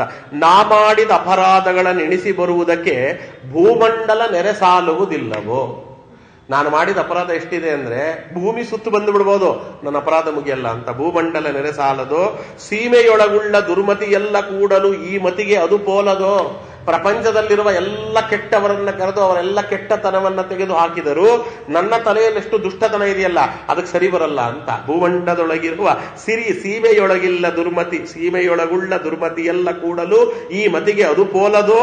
ಹೋಮ ಜಪತಪವು ಇನ್ನೆಷ್ಟು ಮಾಡಲು ಪಾಪಸ್ತೋಮ ಎಂದಿಗೂ ಸಾಲದು ವಾಲದು ಅಂತಾರೆ. ಪಾಪಸ್ತೋಮ ಅಂದ್ರೆ ಇದು ಕಂಬ, ಪಾಪದ ಕಂಬ ನೆಂಟಿದ್ದಾರೆ, ಅದಕ್ಕೆ ಹೋಮ ಮಾಡ್ತಾ ಇದ್ರೆ ಆ ಕಂಬ ಕೆಳಗಡೆ ಬೀಳ್ಬೇಕಲ್ಲ, ಬೀಳ್ತಾ ಇಲ್ಲ, ಅಷ್ಟು ಪಾಪ ಇದೆ ನನ್ನಲ್ಲಿ ಅಂತ. ಹೋಮ ಜಪತಪವು ಇನ್ನಷ್ಟು ಮಾಡಲು ಪಾಪಸ್ತೋಮ ಎಂದಿಗೂ ವಾಲದೋ, ಸಾಮಜ ವರದ ಮೋಹನ್ನ ವಿಠಲ ನಿನ್ನ ನಾಮವೊಂದಲ್ಲದೆ ಪ್ರಾಯಶ್ಚಿತ್ತವ ಕಾಣೆ. ಇದು ಮೋಹನದಾಸರದು. ವಾಸುದೇವನ ಭಕ್ತಿ ಮಾಡಲು ಕುಲದ ಹಂಗು ಬೇಕಿಲ್ಲ. ತುಂಬಾ ಅದ್ಭುತವಾದ ಕೀರ್ತನೆ. ಹಾಗೆ ಯಾರು ನಿಜವಾದ ಬ್ರಾಹ್ಮಣರು ಅಂತ, ಭಗವಂತನಿಗೆ ಬೇಕಾಗಿರುವವರು ಯಾರು ಅನ್ನುವುದನ್ನು ಹೇಳ್ತಾರೆ. ವಾಸುದೇವನ ಭಕ್ತಿ ಮಾಡಲು ಕುಲದ ಹಂಗು ಬೇಕಿಲ್ಲ. ಯಾರು ಬೇಕಾದರೂ ಭಗವಂತನ ಭಕ್ತಿ ಮಾಡಬೇಕು. ಆ ವರ್ಣ ಈ ವರ್ಣ, ಆ ಜಾತಿ ಈ ಜಾತಿ ಅಂತಿಲ್ಲ. ನಗಧರನ ನೆನೆಯದಲಿಪ್ಪ ವಿಪ್ಪರನಿಗಿಂತಲೂ ಭಗವಂತನಲ್ಲಿ ಭಕುತಿ ಉಳ್ಳ ಮಾದಿಗನೇ ಉತ್ತಮನು. ಬ್ರಾಹ್ಮಣನಾಗಿ ಭಗವಂತನನ್ನೇ ಯಾರು ಜಪಿಸುವುದಿಲ್ಲ, ಅಂಥವನಿಗಿಂತ ಮಾದಿಗನಾಗಿ ಹುಟ್ಟಿದವ ಭಗವಂತನನ್ನು ಜಪಿಸ್ತಾ ಇದ್ರೆ ಮಾದಿಗನನ್ನ ಗುರು ಅಂತ ಸ್ವೀಕಾರ ಮಾಡು, ಬ್ರಾಹ್ಮಣನಲ್ಲ ಅಂತಾರೆ. ಅದಕ್ಕೆ ತುಂಬಾ ಅದ್ಭುತವಾಗಿದೆ. ಷಟ್ಕರ್ಮ ನಿಪುಣೋ ವಿಪ್ರಹ ಮಂತ್ರ ತಂತ್ರ ವಿಶಾರದ ಅವೈಷ್ಟವೋ ಗುರುನ ಸ್ಯಾತ್ ವೈಷ್ಟವ ಶ್ವಪಚೋ ಗುರು ಅಂತ ವಿಷ್ಣು ಪುರಾಣದ ಮಾತು. ಅದನ್ನು ಅವರು ಕರ್ಣೀಕರಿಸಿದ್ದಾರೆ. 6 ಕರ್ಮಗಳಲ್ಲಿ ಏನು ದಾನ, ಪರಿಗ್ರಹ, ಯಜ್ಞ, ಯಾಜನ, ಪಾಠ, ಪ್ರವಚನ, ಈ 6 ಕರ್ಮಗಳಲ್ಲಿ ಪ್ರಖ್ಯಾತನಾದ ಬ್ರಾಹ್ಮಣ ಮಂತ್ರ ತಂತ್ರ ವಿಶಾರದ. ಮಂತ್ರ ಗೊತ್ತು, ತಂತ್ರ ಗೊತ್ತು, ಇಷ್ಟೆಲ್ಲ ಗೊತ್ತಿದ್ದರೂ ಅವನು ವಿಷ್ಣುವಿನ ಭಕ್ತನಾಗದೆ ಹೋದರೆ, ವೈಷ್ಣವನಲ್ಲದೆ ಹೋದರೆ ಅವನನ್ನು ಗುರು ಅಂತ ಸ್ವೀಕಾರ ಮಾಡಬೇಡ. ಅವನ ಬದಲು ನಾರಾಯಣನನ್ನ ಸರ್ವೋತ್ತಮ ಅಂತ ತಿಳಿದುಕೊಂಡಿರುವ ನಾಯಿಯನ್ನ ಬೇಯಿಸಿ ತಿನ್ನುವಂತ ಚಂಡಾಲನನ್ನ ಗುರು ಅಂತ ಸ್ವೀಕಾರ ಮಾಡು. ವೈಷ್ಣವ ಶ್ವಪಚೋ ಗುರು. ಅದನ್ನು ಇವರು ಹೇಳ್ತಾರೆ. ವಾಸುದೇವನ ಭಕ್ತಿ ಮಾಡಲು ಕುಲದ ಹಂಗು ಬೇಕಿಲ್ಲ. ನಗಧರನ ನೆನೆಯದಿಪ್ಪ ವಿಪ್ರನಿಗಿಂತಲೂ ಭಗವಂತನಲ್ಲಿ ಭಕ್ತಿ ಉಳ್ಳ ಮಾದಿಗನೇ ಉತ್ತಮನು. ಇನ್ನೊಂದು ಮಾತು, ಊರ್ಧ್ವಪುಂಡ್ರ ಪದ್ಮಾಕ್ಷಿ ತುಳಸಿ ಮಾಲೆಗಳನ್ನು ಹಾಕಿಕೊಂಡು ಮಧ್ವವಲ್ಲಭನೆನ್ನದ ವಿಪ್ರ ಶುದ್ಧ ಚಾಂಡಾಲ. ತುಳಸಿ ಹಾಕೊಂಡಿದ್ದಾರೆ, ಗೊತ್ತಾಯ್ತಾ? ಅದಾದ ಮೇಲೆ ಊರ್ಧ್ವಪುಂಡ್ರ ಧರಿಸಿದ್ದಾರೆ, ಪದ್ಮಾಕ್ಷಿ ಪದ್ಮಮಾಲೆಗಳನ್ನ ತುಳಸಿ ಮಾಲೆ ಹಾಕೊಂಡಿದ್ದಾರೆ. ಆದ್ರೆ ನಾನು ಆಚಾರ್ಯರ ಭಕ್ತನಲ್ಲ ಅಂತಾನೆ. ಅವನಿಗಿಂತ ಚಂಡಾಲ ಯಾರು? ಅವನಿಗೆ ಅನ್ನು ಅಂತ ಅವನಿಗೆ ಚಂಡಾಲನೆ, ಅವನು ವಿಪ್ರ ಚಂಡಾಲ ಅಂತ, ಅವನು ಬ್ರಾಹ್ಮಣ ಜಾತಿಯಲ್ಲಿರುವ ಚಂಡಾಲ. ಅದಕ್ಕೆ ಪಂಚಮುದ್ರೆಗಳನ್ನು ಧರಿಸಿ ಲೋಕ ಪ್ರಪಂಚಕ್ಕೆ ದಾಸನೆನಿಸಿ ಪಂಚಭೇದವ ತಿಳಿಯದ ವಿಪ್ರ ಪಂಚಮಹಾಪಾತಕಿ. ಪ್ರಪಂಚದಲ್ಲಿದ್ದು ಮುದ್ರೆಗಳನ್ನು ಧರಿಸಿಕೊಂಡು ಪಂಚಭೇದ ಯಾವುದು ಅಂತ ಗೊತ್ತಿಲ್ಲದೆ ಅಂದ್ರೆ ಅವನು ಪಂಚಮಹಾಪಾತಕಿ ಅಂತಾರೆ. ಇನ್ನೊಂದು ಅದ್ಭುತವಾದ ಪದ, ಅದನ್ನು ಹೇಳಿ ಮುಗಿಸ್ತೇನೆ. ಸರಿಯಾಗಿ ಅರ್ಥ ಮಾಡಿಕೊಳ್ಳಿಲ್ಲ ಅಂದ್ರೆ ತಲೆ ಕೆಳಗೆ ಮಾಡಿಬಿಡ್ತದೆ. ತುರುಕರಿಲ್ಲದ ಊರೊಳು ಇರಬಾರದು ಅಂತ. ಏನರ್ಥ ಇದಕ್ಕೆ? ತುರುಕರು ಜಗದೊಳಗೆ ಪರಮಶ್ರೇಷ್ಠರು ಕಾಣು. ಇದನ್ನು ಹೇಳಿಬಿಟ್ರೆ ನಾಳೆ ನನಗೆ ಜ್ಞಾನಪೀಠ ಪ್ರಶಸ್ತಿ ಕೊಟ್ಟು ಬಿಡ್ತಾರೆ ಆಚೆ ಕಡೆಗೆ. ಹಾಗಿದೆ, ತುರುಕರು ಇಲ್ಲದ ಊರೊಳು ಇರಬಾರದು. ತುರುಕರು ಕರೆದರೆ ಉಣಬಹುದು, ಉಡಬಹುದು. ತುರುಕರಿಂದಲೇ ಜಗಕ್ಕೆ ಪರಮ ಸೌಖ್ಯ. ತುರುಕರ ಸೇವೆ ಮಾಡಿದ ಮಾನವನುತ್ತಮನು, ಎರಡೊಂದು ಋಣದಿಂದ ಮುಕ್ತನಾಹ. ತುರುಕರ ಪತಿಹರನು, ತುರುಕರಿಂದಲೇ ಸಿರಿಯು, ತುರುಕರಿಂದಲೇ ಜಗಕ್ಕೆ ಬೈಗು ಬೆಳಗು. ತುರುಕರ ಪಾಲ ಶ್ರೀ ಗೋಪಾಲಕೃಷ್ಣನ್ನ ಸ್ಮರಣೆ ಮಾಡುತ್ತಲಿರೆ ಮೋಹನ್ನ ವಿಠಲ ಬಲಿವಾ. ತುರು ಅಂದ್ರೆ ಹಸು, ಕರು ಅಂದ್ರೆ ಗೋವು ಅಂತ. ಅಂದ್ರೆ ಗೋವು ಅಂದ್ರೆ ಕರುವಿಲ್ಲದ ಗೋವು ಇರಬಾರದಂತೆ. ಕರುವಿನ ಸಮೇತವಾಗಿ ಗೋವಿಯಲ್ಲಿರ್ತದೆ ಅವದು ತುರು ಕರು. ತುರು ಅಂದ್ರೆ ಗೋವು, ಕರು ಅಂದ್ರೆ ಚಿಕ್ಕದು ವತ್ಸ. ಅವೆರಡು ಯಾರಿಗೆ ಎಲ್ಲಿ ಇರೋದಿಲ್ಲ ಊರಲ್ಲಿ ಇರಬೇಡ ಅಂತ. ಅಂದ್ರೆ ಆಕಳು ಅದರ ಮರಿ ಇಲ್ಲದೆ, ಕರುವಿಲ್ಲದೆ ಇರುವ ಆಕಳಿರುವ ಊರಿನಲ್ಲಿ ಇರಬೇಡ. ಅದಕ್ಕದು ತುರುಕರು ಅಂದ್ರು. ತುರುಕರು ಜಗದೊಳಗೆ ಪರಮಶ್ರೇಷ್ಠರು ಕಾಣು. ಆಕಳು ಎಂಜಲು, ಏನು ಕರು ಎಂಜಲು ಮಾಡಿರ್ತದಲ್ಲ, ಆ ಹಾಲು ಕೃಷ್ಣನ ಪೂಜೆಗೆ ಪರಮ ಪವಿತ್ರ ಅಂತಾರೆ. ಆಕಳಿಗೆ ಕೊಡದೆ ಹಾಲನ್ನ ತೆಗೆದುಕೊಳ್ಳಬೇಡ ಅಂತ. ಅದಕ್ಕೆ ಅದು ತುರುಕರು ಕರೆದರೆ ಉಣಬಹುದು, ತುರುಕರು ಕರೆದರೆ ಉಣಬಹುದು. ಕರು ಎಂಜಲು ಮಾಡಿದಂತ ಕೆಚ್ಚಲಿನಿಂದ ಹಾಲನ್ನು ಕರೆದರೆ ಭಗವಂತನಿಗೆ ನೈವೇದ್ಯವನ್ನು ಮಾಡಬಹುದು, ಅಭಿಷೇಕವನ್ನು ಮಾಡಬಹುದು, ನಾವು ಉಣಬಹುದು. ಅದು ಉಚ್ಚಿಷ್ಟ ಅನ್ನಿಸಿಕೊಳ್ಳುವುದಿಲ್ಲ ಅನ್ನುವುದಕ್ಕೆ ತುರುಕರು ಕರೆದರೆ ಉಣಬಹುದು, ಉಡಬಹುದು. ತುರುಕರಿಂದಲೇ ಜಗಕ್ಕೆ ಪರಮ ಸೌಖ್ಯ. ತುರುಕರ ಸೇವೆ ಮಾಡಿದ ಮಾನವನುತ್ತಮನು, ಎರಡೊಂದು ಋಣದಿಂದ ಮುಕ್ತನಾಹ. ಎರಡೊಂದು ಋಣ ಅಂದ್ರೆ 2+1 ಋಣ, ದೇವಋಣ, ಪಿತೃಋಣ, ಮನು ಋಷಿ ಋಣ, 3 ಋಣದಿಂದ ಮುಕ್ತನಾಗ್ತಾನೆ ಅಂತ. ತುರುಕರ ಪತಿಹರನು ಅಂದ್ರೆ ಆಕಳು ಮತ್ತೆ ಕರುವಿರತಕ್ಕಂಥವರ ಮನೆ, ಅವರ ಅದಕ್ಕೆ ಯಾರು ಅಭಿಮಾನಿ ದೇವತೆ ಅಂದ್ರೆ ರುದ್ರದೇವರು. ತುರುಕರಿಂದಲೇ ಸಿರಿಯು, ಮಹಾಲಕ್ಷ್ಮಿ ಬರ್ತಾಳಂತೆ, ಅಲ್ಲಿ ಸಗಣಿ ಬಿದ್ದ ಕಡೆಯೆಲ್ಲ ಲಕ್ಷ್ಮಿ ಇರ್ತಾಳೆ. ತುರುಕರಿಂದಲೇ ಜಗಕ್ಕೆ ಬೈಗು ಬೆಳಗು. ಆ ಹಸುವಿದ್ರೆ ಆ ಊರಿಗೆ ಒಳ್ಳೆಯ ರಾತ್ರಿ, ಗೋಧೂಳಿ ಅಂತ ಕರಿತೇವೆ. ಗೋವಿನ ಧೂಳಿಯ ಸ್ನಾನ ಇದೆಯಲ್ಲ ಅದು ಸಕಲ ತೀರ್ಥ ಸ್ನಾನಕ್ಕಿಂತಲೂ ಮಿಗಿಲು ಅಂತ. ಹಿಂದಿನ ಕಾಲದಲ್ಲಿ ಏನ್ ತಪ್ಪಿಸ್ತಿದ್ರು ಅದನ್ನು ತಪ್ಪಿಸ್ತಿರ್ಲಿಲ್ವಂತೆ. ಋಷಿಗಳೆಲ್ಲ ಒಂದು ಹಸುಗಳು ಕಾಡಿನಿಂದ ಮೇಯ್ಕೊಂಡು ವಾಪಸ್ಸು ಬರುವಾಗ ಅದರ ಕಾಲಿನ ಗೊರಸಿಗೆ ತಾಕಿ ಎದ್ದಂತ ಧೂಳನ್ನ ತಲೆ ಮೇಲೆ ಧರಿಸ್ತಿದ್ರಂತೆ. ಗೋಪಾಲಕೃಷ್ಣನ ಆಶೀರ್ವಾದ ಅಂತ ಯತಿಗಳು ಕೂಡ ಮಾಡ್ತಿದ್ರು ಅಂತ ಹಿಂದೆ ನಾವು ಇತಿಹಾಸದಲ್ಲಿ ನೋಡ್ತೇವೆ. ಅದು ಎಲ್ಲ ತೀರ್ಥಕ್ಕಿಂತಲೂ ಮಿಗಿಲಾದ ಸ್ನಾನ ಅಂತ, ಗೋಧೂಳಿ ಅಂತ. ಆದ್ರಿಂದ ಅದಕ್ಕೆ ತುರುಕರಿಂದಲೇ ಜಗಕ್ಕೆ ಬೈಗು ಬೆಳಗು, ತುರುಕರ ಪಾಲ ಶ್ರೀ ಗೋಪಾಲಕೃಷ್ಣನ್ನ ಸ್ಮರಣೆ ಮಾಡುತ್ತಲಿರೆ ಮೋಹನ ವಿಠಲ ಒಲಿವ ಅಂತಾರೆ. ಇಂತಹ ಅದ್ಭುತವಾಗಿರತಕ್ಕಂತಹ ಕೀರ್ತನೆಗಳನ್ನು ರಚಿಸಿ ಅವರು ಅದ್ಭುತವಾದ ಶಿಷ್ಯರನ್ನು ಕೊಡ್ತಾರೆ. ಮಧ್ವಪಟಿ ವಿಠಲದಾಸರು, ಗುರುಮೋಹನದಾಸರು, ಸೊಬಗು ವಿಠಲದಾಸರು, ಚಿನ್ನ ವಿಠಲದಾಸರು, ಪ್ರಾಣಪತಿ ವಿಠಲದಾಸರು ಅಂತ ಮುಖ್ಯವಾದ ಈ 5 ಜನ ದಾಸರನ್ನು ಕೊಟ್ಟು ಅಲ್ಲೇ ಯಾವ ಸ್ಥಳದಲ್ಲಿ ವಿಜಯರಾಯರು ತಮ್ಮ ಪ್ರಾಣ ಬಿಟ್ಟಿದ್ರು ಅಂದ್ರೆ ಅವತಾರ ಸಮಾಪ್ತಿ ಮಾಡಿದ್ರು ಅದೇ ಜಾಗದಲ್ಲಿ 1815ನೇ ಯುವನಾಮ ಸಂವತ್ಸರದ ಜ್ಯೇಷ್ಠ ಶುದ್ಧ ಪಂಚಮಿ ಉಪರಿ ಷಷ್ಠಿ ಅಂದ್ರೆ ಅವರು ಪಂಚಮಿಯಲ್ಲಿ ಕೂತದ್ದು ಲಯ ಚಿಂತನೆ ಮಾಡಲಿಕ್ಕೆ. ಅವರು ದೇಹ ಬಿಟ್ಟಾಗ ಷಷ್ಠಿಯಾಗಿತ್ತು, ಅದು ಪಂಚಮಿ ಉಪರಿ ಷಷ್ಠಿ. ಅದರಿಂದ ಷಷ್ಠಿಯನ್ನ ನಾವು ಅವರ ಆರಾಧನೆ ಅಂತ ಮಾಡ್ತೇವೆ. ಅದು ಕೂತ್ಕೊಂಡ್ರಂತೆ, ಕೂತ್ಕೊಂಡು ಅಲ್ಲಿ ಸತ್ಸಂಗಾತ್ ಭವನಿ ಸ್ಪೃಹ ಗುರುಮುಖ ಶ್ರೀಶಂ ಪ್ರಪದ್ಯ ಆತ್ಮವಾನ್ ಪ್ರಾರಬ್ಧಂ ಪರಿಭುಜ್ಯ ಕರ್ಮ ಶಕಲಂ ಪ್ರಕ್ಷೀಣ ಕರವಂತರ ನ್ಯಾಸಾದೇವ ನಿರಂಕುಶೇಶ್ವರದಯ ನಿರ್ಲೂನ ಮಾಯಾನ್ವಯ ಹಾರ್ದಾನುಗ್ರಹ ಲಬ್ಧ ಮಧ್ಯ ದಮನಿದ್ವಾರ ಬಹಿರ್ನಿರ್ಗತ. ಅವರು ಪದ್ಮಾಸನದಲ್ಲಿ ಕೂತು ಒಳಗಿದ್ದಂಥ ಎಲ್ಲ ಚಕ್ರಗಳನ್ನ ಚೆನ್ನಾಗಿ ಆಧಾರ ಮೊದಲಾದ ಚಕ್ರಗಳನ್ನ ಚೆನ್ನಾಗಿ ಶೋಧಿಸಿ ಸುಷುಮ್ನ ನಾಡಿಯನ್ನೇರಿ ನವರಂಧ್ರಗಳನ್ನ ಕೂಡ ಬಂಧನದಲ್ಲಿಟ್ಟು ಭಗವಂತನ ಚಿಂತನೆ ಮಾಡ್ತಾ ಲಯ ಚಿಂತನೆಯನ್ನು ಮಾಡ್ತಾ ವಿಶೇಷವಾಗಿ ತಮ್ಮ ಶಿಷ್ಯರಿಗೆಲ್ಲರಿಗೂ ಕೂಡ ತತ್ವೋಪದೇಶವನ್ನು ಮಾಡ್ತಾ ಹೇಗೆ ಹರಿದಾಸ ಸಾಹಿತ್ಯವನ್ನು ಮುಂದುವರಿಸಬೇಕು, ಹರಿದಾಸರ ಪೀಳಿಗೆ ಹೇಗೆ ಮುಂದುವರಿಯಬೇಕು, ಹರಿದಾಸರ ಕರ್ತವ್ಯಗಳೇನು ಅಂತ ಹೇಳ್ತಾ ಅವೆಲ್ಲವನ್ನು ಮಾಡಿ ಕಣ್ಮುಚ್ಚಿದರಂತೆ. ಕಣ್ಣು ಮುಚ್ಚಿ ಒಂದೇ ಕ್ಷಣದಲ್ಲಿ ಫಟ್ ಅಂತ ಶಬ್ದ ಬಂತು. ಏನು ಅಂತ ನೋಡಿದ್ರೆ ನ್ಯಾಸಾದೇವ ನಿರಾಂಕುಶೇಶ್ವರದಯ ನಿರ್ಲೂನ ಮಾಯಾನ್ವಯ ಹಾರ್ದ ಅನುಗ್ರಹ ಲಬ್ಧ ಮಧ್ಯದ ಮನಿದ್ವಾರ ಬಹಿರ್ನಿರ್ಗತ. ಬ್ರಹ್ಮರಂಧ್ರದಿಂದ ತಾವು ದೇಹವನ್ನು ಬಿಟ್ಟು ಹೋಗಿಬಿಡ್ತಾರೆ ಮಾಂಡವ್ಯ ಋಷಿಗಳಾಗಿ. ಅಂತಹ 87 ವರ್ಷಗಳ ಕಾಲ ಪರಮ ಪವಿತ್ರವಾದ ಜೀವನವನ್ನ ಮಾಡಿ ವಿಜಯರಾಯರಿಗೆ ಸಾಕು ಮಕ್ಕಳು ಅಂತ ಅನ್ನಿಸಿಕೊಂಡು ಇವತ್ತು ಹರಿದಾಸರಿಗೂ ಅಷ್ಟೇ, ಎಲ್ಲ ಭಗವದ್ಭಕ್ತರಿಗೂ ಅಷ್ಟೇ ಹರಿದಾಸ ಕಾಶಿ ಅಂತ ಕರೆಸಿಕೊಳ್ಳುವ ಶಿಪ್ಪಗಿರಿಯ ವಿಜಯರಾಯರ ಕಟ್ಟೆಯನ್ನು ನಿರ್ಮಾಣ ಮಾಡಿ ವಿಜಯರಾಯರು ಉಪಯೋಗಿಸ್ತಿದ್ದಂಥ ತಂಬೂರಿ, ಇವತ್ತೇನಿದೆ ಸಪ್ತತಾಳ ತಂಬೂರಿ, ಅದನ್ನು ಜತನದಿಂದ ರಕ್ಷಣೆ ಮಾಡಿ ಅದನ್ನು ಕೊಟ್ಟು ಎಲ್ಲ ಮಾಡಿದ್ರು. ಅವರೆಲ್ಲಿ ಕೂತಿದ್ರು ಅದನ್ನು ಒಂದು ಕಟ್ಟೆ ಮಾಡಿ ಮೋಹನ್ ದಾಸರ ಕಟ್ಟೆ ಅಂತ ಮಾಡಿ ಅವೆರಡೂ ಕಟ್ಟೆಗಳನ್ನು ಒಟ್ಟಿಗೆ ಸೇರಿಸಿ ಪಕ್ಕದಲ್ಲಿದ್ದು ಅಲ್ಲಿ ಇವತ್ತು ಅವರ ಆರಾಧನಾ ಮಹೋತ್ಸವ ನಡೀತದೆ. ಅಂತ ಅದ್ಭುತವಾಗಿರ್ತಕ್ಕಂತಹ ಹರಿದಾಸ ಪರಂಪರೆಯನ್ನು ಚೆನ್ನಾಗಿ ಬೆಳಗಿದ ಬಾಳಿದ ಹರಿದಾಸರ ಕಡೆಗೆ ನಮ್ಮನ್ನ ಬೆಳಗಿಸಿದ ಭಗವಂತನೆಡೆಗೆ ಹೋಗಲು ಬೆಳಕನ್ನು ತೋರಿದಂಥ ಮಹಾನುಭಾವರು ಮೋಹನದಾಸರು. ಅವರ ಆರಾಧನೆಯ ದಿನ ಅವರ ಸ್ಮರಣೆ ಮಾಡಿದವರೇ ಧನ್ಯರು, ಅವರ ಸ್ಮರಣೆ ಮಾಡಿದವರೇ ಮಾನ್ಯರು. ಹಾಗಾಗಿ ಅವರ ಕೀರ್ತನೆಗಳಲ್ಲಿರುವ ವೇದಾಂತ, ಅವರ ಕೀರ್ತನೆಗಳಲ್ಲಿರುವ ಸಿದ್ಧಾಂತ, ಅವರಿಗಿದ್ದಂಥ ಗುರುಭಕ್ತಿ, ಅವರಿಗಿದ್ದಂತಹ ಭಗವಂತನಲ್ಲಿ ಭಕ್ತಿ ಏನಿತ್ತು ಆ ಜ್ಞಾನ, ಅವರ ಭಕ್ತಿ, ಅವರ ವೈರಾಗ್ಯ ಇವೆಲ್ಲವೂ ಕೂಡ ಭಗವಂತ ನಮಗೂ ಸ್ವಲ್ಪ ಕೊಟ್ಟು ನಮ್ಮನ್ನ ನಮ್ಮ ಯೋಗ್ಯತಾನುಸಾರವಾಗಿ ದಾಸರ ಪಥದಲ್ಲಿ ಕೊಂಡೊಯ್ಯಲಿ, ಭಗವತ್ ತತ್ವಗಳನ್ನು ತಿಳಿಯುವಂಥ ಯೋಗ್ಯತೆ ಕೊಡಲಿ. ಮೋಹನದಾಸರ ಆಶೀರ್ವಾದದಿಂದ ವಿಜಯರಾಯರ ಅನುಗ್ರಹ ನಮ್ಮ ಮೇಲಾಗಲಿ. ವಿಜಯರಾಯರ ಅನುಗ್ರಹದಿಂದ ಪುರಂದರದಾಸರ ಅನುಗ್ರಹ, ಅವರ ಅನುಗ್ರಹದಿಂದ ವ್ಯಾಸರಾಯರೇ ಮೊದಲಾಗಿರ್ತಕ್ಕಂಥ ಎಲ್ಲ ಯತಿಗಳ ಅನುಗ್ರಹ, ಅವರ ಅನುಗ್ರಹದಿಂದ ಟೀಕಾಕೃತ್ಪಾದರ ಅನುಗ್ರಹ, ಅವರ ಅನುಗ್ರಹದಿಂದ ಆಚಾರ್ಯರ ಅನುಗ್ರಹ, ಆಚಾರ್ಯರ ಅನುಗ್ರಹದಿಂದ ವಾದಿರಾಜರ ಅಂತರ್ಗತನಾದ ಆ ಅಶ್ವಿನಿ ಪತಿಯಾದ ಹಯಗ್ರೀವ ದೇವರ ಅನುಗ್ರಹ, ಅದರಿಂದ ಬಿಂಬಾಪರೋಕ್ಷ, ಆ ಬಿಂಬಾಪರೋಕ್ಷದಿಂದ ಭಗವಂತನಲ್ಲಿ ಭಕ್ತಿ, ಆಮೇಲೆ ಇತರ ವಿಷಯಗಳಲ್ಲಿ ವಿರಕ್ತಿ, ನಮ್ಮ ಯೋಗ್ಯತಾನುಸಾರವಾಗಿ ಜ್ಞಾನ, ಇವೆಲ್ಲದರಿಂದ ನಮಗೂ ಮುಕ್ತಿಯ ಹಾದಿ ತೆರೆದುಕೊಳ್ಳಲಿ ಅಂತ ಮಗದೊಮ್ಮೆ ಬೇಡ್ತಾ ಮೋಹನದಾಸರ ಆರಾಧನೆಗೆ 1-2 ವಾಕ್ಕುಸುಮಗಳನ್ನು ಅವರ ಚರಣಕ್ಕರ್ಪಿಸುವುದಕ್ಕೆ ಅವಕಾಶ ಮಾಡಿಕೊಟ್ಟಿದ್ದಕ್ಕಾಗಿ ಈ ಎಲ್ಲ ಪದಾಧಿಕಾರಿಗಳಿಗೂ ವಂದಿಸಿ ಇವತ್ತು ಮಂಗಳ ಹೇಳ್ತಾ ಇದ್ದೇನೆ. ನಾಳೆಯಿಂದ ರಾಮಾಯಣ ಮುಂದುವರಿಯುತ್ತದೆ. ಸರ್ವೇಂದ್ರ ಪ್ರೇರಕೇಣ ಪ್ರಾಣಪತಿ ನೀರಿತಃ ಯದವೋಚ ಮಹಂತೇನ ಪ್ರಿಯತಾಂ ಕಮಲ.